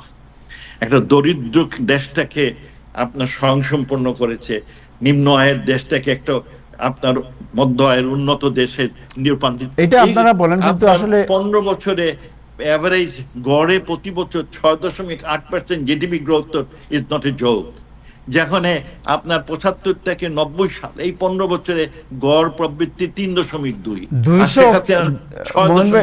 ডক্টর মোমেন, $234 বিলিয়ন। এটা একটা প্রপাগান্ডা, এটা টোটালি মিথ্যা কথা। অঙ্কের নিয়মে এটা সম্ভবই না। এটা জাস্ট হয়েছে, গতকালকেও বলা হয়েছে সরকার থেকে। শুনেন, শেখ হাসিনার এই বছরগুলোতে সর্বমোট বাজেট হলো $230 বিলিয়ন। এই সর্বমোট বাজেটের 70% খরচ হয় সরকারি কর্মচারী এবং বিভিন্ন রকম অনুদানের কারণে, সোশ্যাল সিকিউরিটি প্রোগ্রামের কারণে। তাহলে কি সব টাকা সে দেশে কোনো কাজ হয় নাই? 17 বছরে $234 বিলিয়ন পাচার হয়েছে। এইগুলো সব একেবারে প্রপাগান্ডা, মিথ্যা। এর একটি কোনো এভিডেন্স দেখাতে পারবেন না। এগুলো সব মিথ্যা। So what is the এগুলো failure of propaganda। Sheikh Hasina? এগুলো আপনার সুশীল চোখে- সমাজ, আপনার চোখে? কিছু সাংবাদিক আর কিছু পণ্ডিত, এইগুলো আর সরকার আর বিভিন্ন পয়সা খেয়ে, বিভিন্ন লোকের পয়সা খেয়ে এগুলো প্রপাগান্ডা খুব ছাড়ু করেছে। আর আওয়ামী লীগের হলো দুর্ভাগ্য যে তাদের এইগুলো নিয়ে আলাদা আলাদা পুস্তিকা, হোয়াইট পেপার বের করা উচিত, তারা সেটা করতে পারেন নাই। এটাই তাদের দুর্বলতা। তো শেখ হাসিনার ফেলিওর আপনার নাই, শেখ কোনো হাসিনার ফেলিওর নাই শেখ হাসিনার? সাফল্য তো অভাবনীয়। শেখ হাসিনার যদি- কোনো ফেলিওর নাই? হ্যাঁ, শেখ হাসিনার কোনো failure নাই? ফেলিওরটা হচ্ছে গিয়ে যে আপনার এই চাঁদাবাজগুলো কন্ট্রোল করতে পারেননি।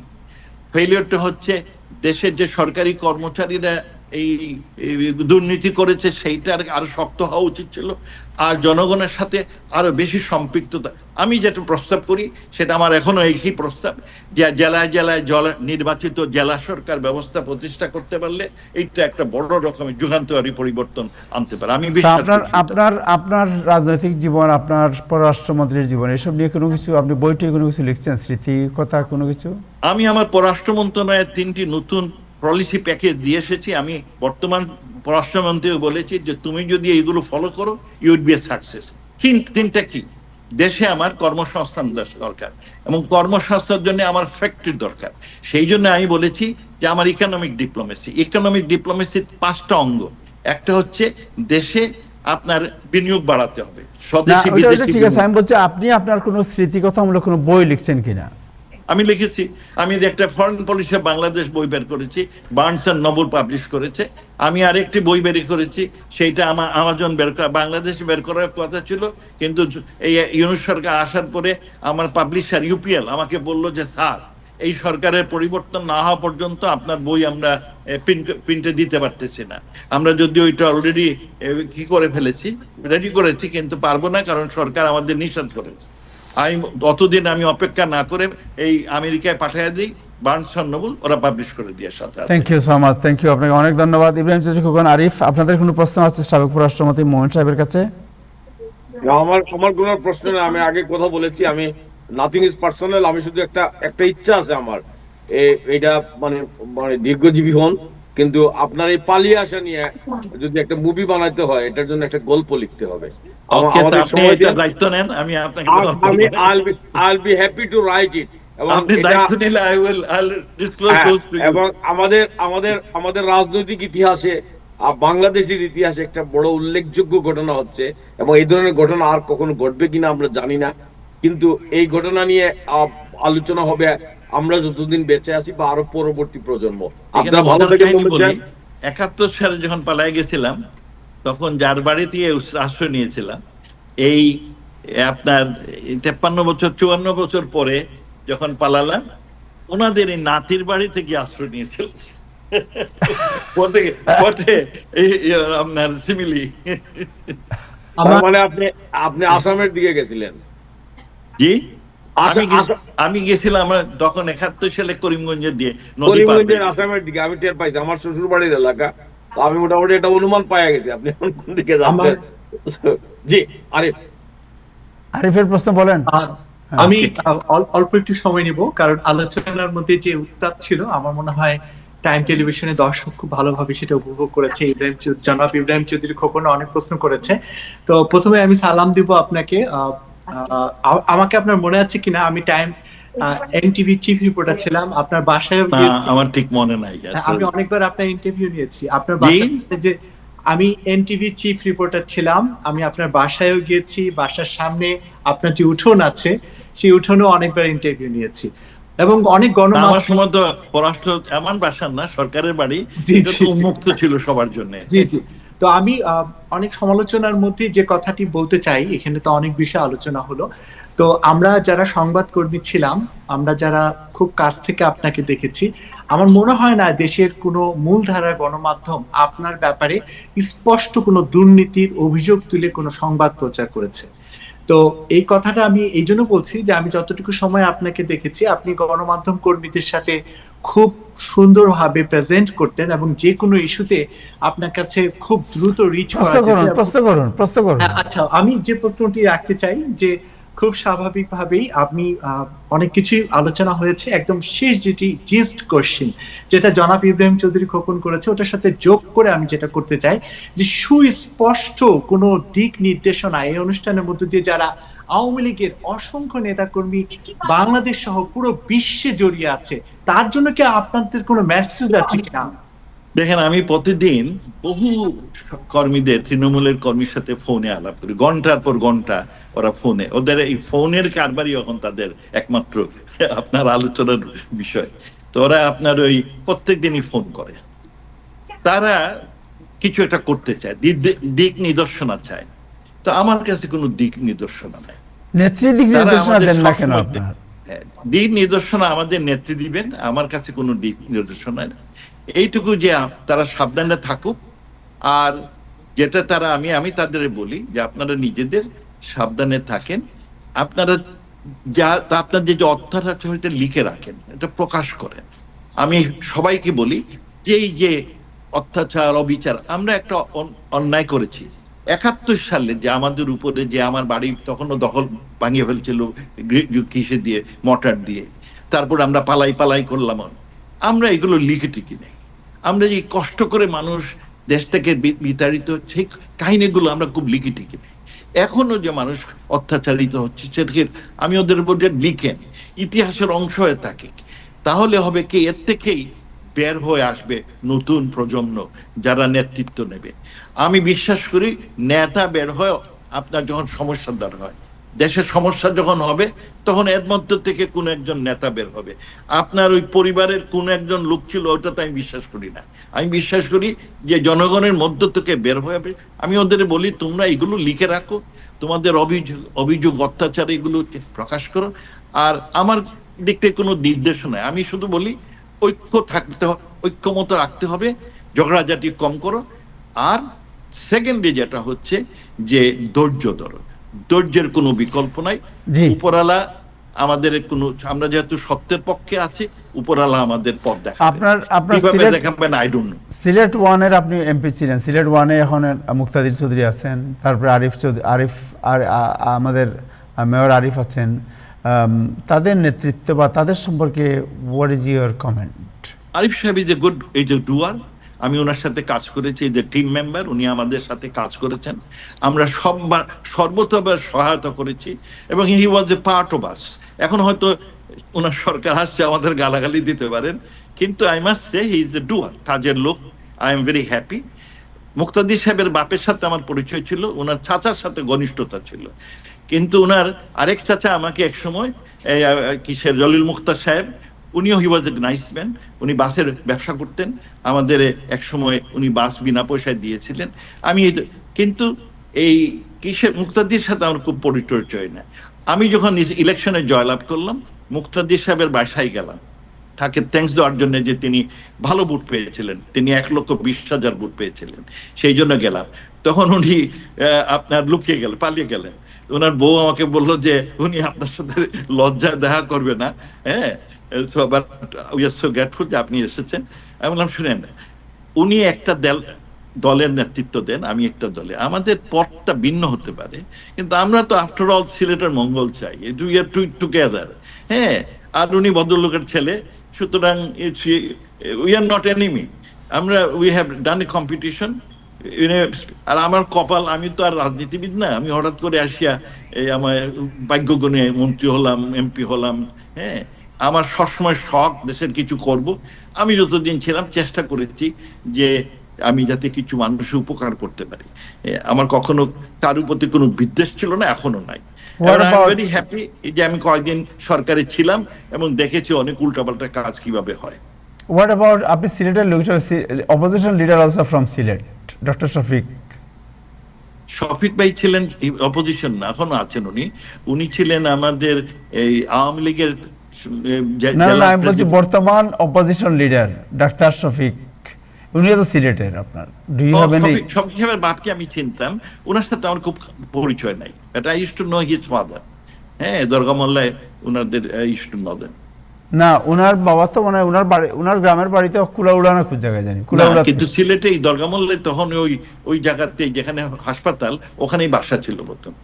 আচ্ছা আচ্ছা, তো আইয়ার হাসপাতাল ওনার ছিল। সাথে আপনার কোনো যোগাযোগ বা কোনো পরিচয় নাই? শফিক সাহেবের সাথে আমার পরিচয় নাই না। আচ্ছা আচ্ছা, এনি আদার কোয়েশ্চন জনাব ইব্রাহিম চৌধুরী খোকন? না না, ওনাকে মানে আর এই হট চেয়ারে বেশিক্ষণ রাখেন না, আমরা ওনার কাহিনীও শুনবো, আরেকদিন আনবো, আমাদের মাঝে মধ্যে আমরা আসে একদিন এগুলা। একটা ওই ক্রুশিয়াল সময়ের না, ইতিহাসের, একটা ক্রুশিয়াল সময়ের ইতিহাসের বড় সাক্ষী মোমেন Right. সাহেব, এবং আজকে যে কথাগুলো তিনি বলতে পারতেছেন না, আমি জানি একসময় বলবেন, এবং আমরা সাংবাদিকরা কোনদিন এই কথাগুলো জানার শেষ হবে না। এবং মোমেন সাহেব একসময় আমলার চাকরি করেছেন, তারপরে আওয়ামী লীগের চাকরিতে ঢুকছিলেন, উনি তো রাজনীতি করতেন না। আজকে সেই এই জন্যই আবার বলেছেন যে আমি জেনারেল উসমানী না, রাজনীতির দল হিসেবে যদি গড়ে উঠতো এই মোমিন সাহেব আজকের এই অবস্থায় পড়তেন না। অনেক ধন্যবাদ আপনি আসার জন্য, আমাদের আবারও সময় দিবেন, ব্যক্তিগত পর্যায়ে আমরা যোগাযোগ করবো। আপনার কাহিনীটা আমার লেখার খুব ইচ্ছা আছে। থ্যাংক ইউ সো মাচ, আলহামদুলিল্লাহ, good, I look forward to that. Thank you so much, thank you Thank you. Doctor Abdul Momen, সময় দেওয়ার জন্য আপনাকে অনেক আসসালামু ধন্যবাদ। আলাইকুম। আপনাদের সবাই, সব দর্শক শ্রোতাদের অসংখ্য ধন্যবাদ, ধৈর্য ধরে আমার বকবক শুনেছেন, সেখানে আরো ধন্যবাদ। Thank you so much, Okay. Thank you so much. Arif, আপনার কাছে একটু যাই, যেহেতু আজকে অবশ্য ডক্টর মোমেনের সাথে অনেকক্ষণ কথা হলো, যে এই বাচ্চাদের শিশুদের এই যে টেলিফোন নিয়ে একটি রিপোর্ট বেরিয়েছে, এবং এরপরে ইব্রাহিম যদি কোন আপনার কাছে আসবো, মহান প্রেসিডেন্ট ট্রাম্প সম্পর্কে একটা নতুন রিপোর্ট বেরিয়েছে, এটা নিয়ে দেখি ওই রিপোর্টে কি বলা হয়েছে, যে বাচ্চাদেরকে সেফলি ফোন হ্যান্ডেল করার ব্যাপারে একটা প্রক্রিয়া বলা হয়েছে। What is this news? মানে খবরটি খুবই সংবেদনশীল, কারণ হচ্ছে আমাদের অধিকাংশ পরিবারে যে কোমলমতি শিশুরা আছে, এবং সেই শিশুদের উদ্দেশ্যেই মূলত একজন কোম্পানির প্রযুক্তিবিদ ক্রিস স্টেক, উনি মূলত একটি বিষয়ে অনেকগুলো ওপিনিয়ন দিয়েছেন, যে ওপিনিয়ন গুলো আসলে অনেক বড় করে বলার এখন যেহেতু সময় সাপেক্ষ ব্যাপার, আমি কিছু কি পয়েন্ট গুলো বলার চেষ্টা করছি। যে আধুনিক বাবা মায়েদের জন্য সবচেয়ে যে কঠিন সিদ্ধান্তগুলোর একটি এখন হচ্ছে স্কুল পড়াশোনা বা শখের আসলে ক্লাস নয়, বড় প্রশ্নটি হলো যে সন্তানের হাতে স্মার্টফোন তুলে দেওয়ার আসলে সঠিক সময়টা কখন। এটা মূলত ক্রিস স্টেক যে বিষয়টিকে মানে সবচেয়ে বড় বিষয় হিসেবে উল্লেখ করেছেন, যে একদিকে আছে নিরাপত্তা, যোগাযোগ আর সামাজিক সংযোগের যেমন প্রয়োজন আছে, একই রকম ভাবে অন্যদিকে আসক্তি, মনোযোগী বিঘ্ন, ঘুমের সমস্যা, মানসিক চাপ, আবার অনলাইনে ঝুঁকি যে রয়েছে, সেই বিষয়গুলো মূলত উনি তুলে ধরেছেন। তার ভাষায় যত দেরি করে একজন শিশুর হাতে ফোন দেওয়া যায় ততটাই ভালো, তবে বিষয়টি শুধু ফোন কেনার বয়স না, বরং তার চেয়ে বেশি প্রশ্ন হলো বাচ্চারা ফোনে কি করছে। ক্রিস স্টেক যে বিষয়টি বারবার বলার চেষ্টা করেছেন, যে এরই মধ্যে স্মার্টফোন দেওয়ার আগে শিশুরা কিন্তু ট্যাবের মাধ্যমে অ্যাপের জগতে তারা ঢুকে পড়ছে, এবং কোন সময় কোন কাজটা তারা অ্যাপে কাজ করছে অর্থাৎ কর্ম সম্পাদন করছে, সেটা কিন্তু একজন অভিভাবক হিসেবে সবচেয়ে বেশি মনোযোগ দেয়া প্রয়োজন বলে ওকে মনে করেছে।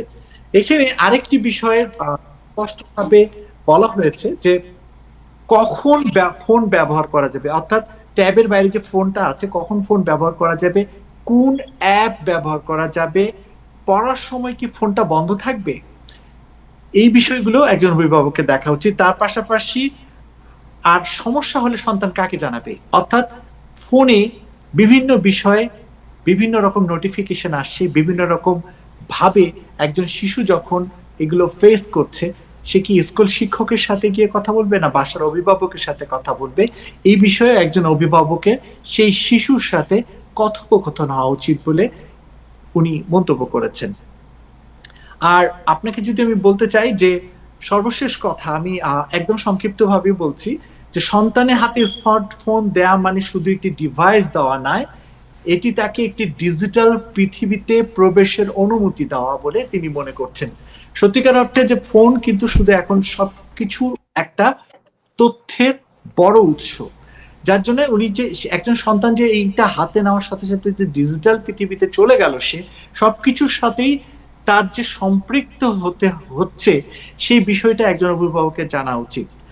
আর এই ডিজিটাল পৃথিবীতে অর্থাৎ সেই দরজা খোলার আগে যে প্রয়োজন সচেতনতা, প্রস্তুতি, নিয়ন্ত্রণ এবং সবচেয়ে বেশি সন্তানের কথোপকথন হওয়াটা প্রয়োজন। এই বিষয়গুলো সামনে এসেছে। আমি যতটুকু পেরেছি মূল অংশটুকু বলার চেষ্টা করেছি, জনাব Abu Taher. Thank you so much, thank you, আপনাকে অনেক ধন্যবাদ। ইব্রাহিম সিদ্দিকী খোকন, একটা খবর বেরিয়েছে যে 10 জন প্রভাবশালী ব্যক্তির নাম প্রকাশ করে ইসরায়েল, যারা প্রচণ্ড ইহুদি বিদ্বেষী, এবং এর মধ্যে প্রেসিডেন্ট ট্রাম্প, আপনার বন্ধু প্রেসিডেন্ট ট্রাম্পের একজন ফ্রেন্ডের নামও আছে। So, প্রথমত নামগুলো একটু যে শুনি আপনার প্রেসিডেন্ট ডোনাল্ড ট্রাম্প শুধু আমার বন্ধু নয়, সমস্ত আমেরিকার মানুষের বন্ধু। এই জন্যই তারা ওনাকে, মানে আপনাকে কারেকশন করে দিচ্ছি, এবং ওনাকে এই জন্যই নির্বাচিত করেছে। জনগণ তার বন্ধুর চেয়েও বেশি মনে করে প্রেসিডেন্ট ডোনাল্ড ট্রাম্পকে। এখন ইহুদি বিদ্বেষী হইলে মানে আপনার আমার অসুবিধা কি? বহু মানুষ ইহুদি বিদ্বেষী, বহু মানুষ মুসলমান বিদ্বেষী আছে, বহু মানুষ খ্রিস্টান বিদ্বেষী আছে। এই বিদ্বেষীদের মোকাবিলা করে মানবতা যেখানে প্রিভেইল করবে সেখানেই মানুষ দাঁড়াবে, আপনি আমি দাঁড়াবো। তখন এই ট্রাম্পের কোন বন্ধু কি বিদ্বেষী হয়েছে, এইটা সারাদিন আপনারা গবেষণা করে এইটাই পাইছে? মানে আর কোন কি নতুন তথ্য, মানে এটা মানে এটা এই যে মানে আর কোন তথ্য পাওয়া গেল না আজকে, যে এই গবেষণা করে বাইর করতে হয়েছে যে ডোনাল্ড ট্রাম্পের কোন বন্ধু কোন ধর্মের বিদ্বেষী। আবু তাহের সাহেব, আপনার আমার ওই বন্ধু যারা আছেন, এরা যে কত ধর্মের বিদ্বেষী এই হিসাবটা কে দিবে? আচ্ছা, সো এই নামগুলো বলতে কি আপনার মানে মুখে আসছে না, মানে আপনার বললে আমরা মানে কোন ধর্মের প্রতি বিদ্বেষ কারো দেখানো ঠিক না। এবং এই বিদ্বেষীরা এই আপনার আমার আশেপাশেই আছে। সে দেখবেন কেউ হিন্দু বিদ্বেষী, কেউ মুসলিম বিদ্বেষী, কেউ ইহুদি বিদ্বেষী। তো এই বিদ্বেষীদের নাম শুনে আমাদের লাভ নেই। আপনি যেটা বলছেন আমি শর্ট করব, বাট কালকে আমরা ফ্লোরাইড নিয়ে আলোচনা করেছিলাম, আজকে ধর্মবিদ্বেষ নিয়ে আলোচনা করলাম। তো আপনি বলতেছেন যে এগুলো আমরা রিসার্চ করে বের করি, আমরা তো রিসার্চ, এগুলো হচ্ছে নিউজ। এইটা কি জরুরি? মানুষের খাওয়া বাঁচার সংগ্রাম, আজকে গ্যাসের দাম কমছে এই সংকটের মধ্যে, এইসব নিয়ে আমরা কথা বলবো।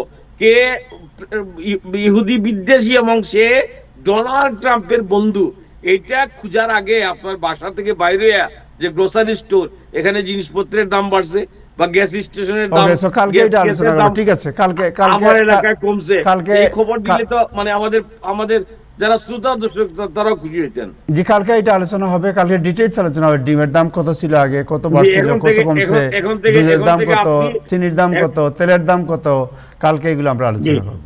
জি, এখন থেকে বসে যান আপনি। Thank you so much, thank you, আপনাকে অনেক ধন্যবাদ। দর্শক, আজকে এ পর্যন্তই, আগামীকাল আবার দেখা হবে। সবাই ভালো থাকবেন, খুদা হাফেজ।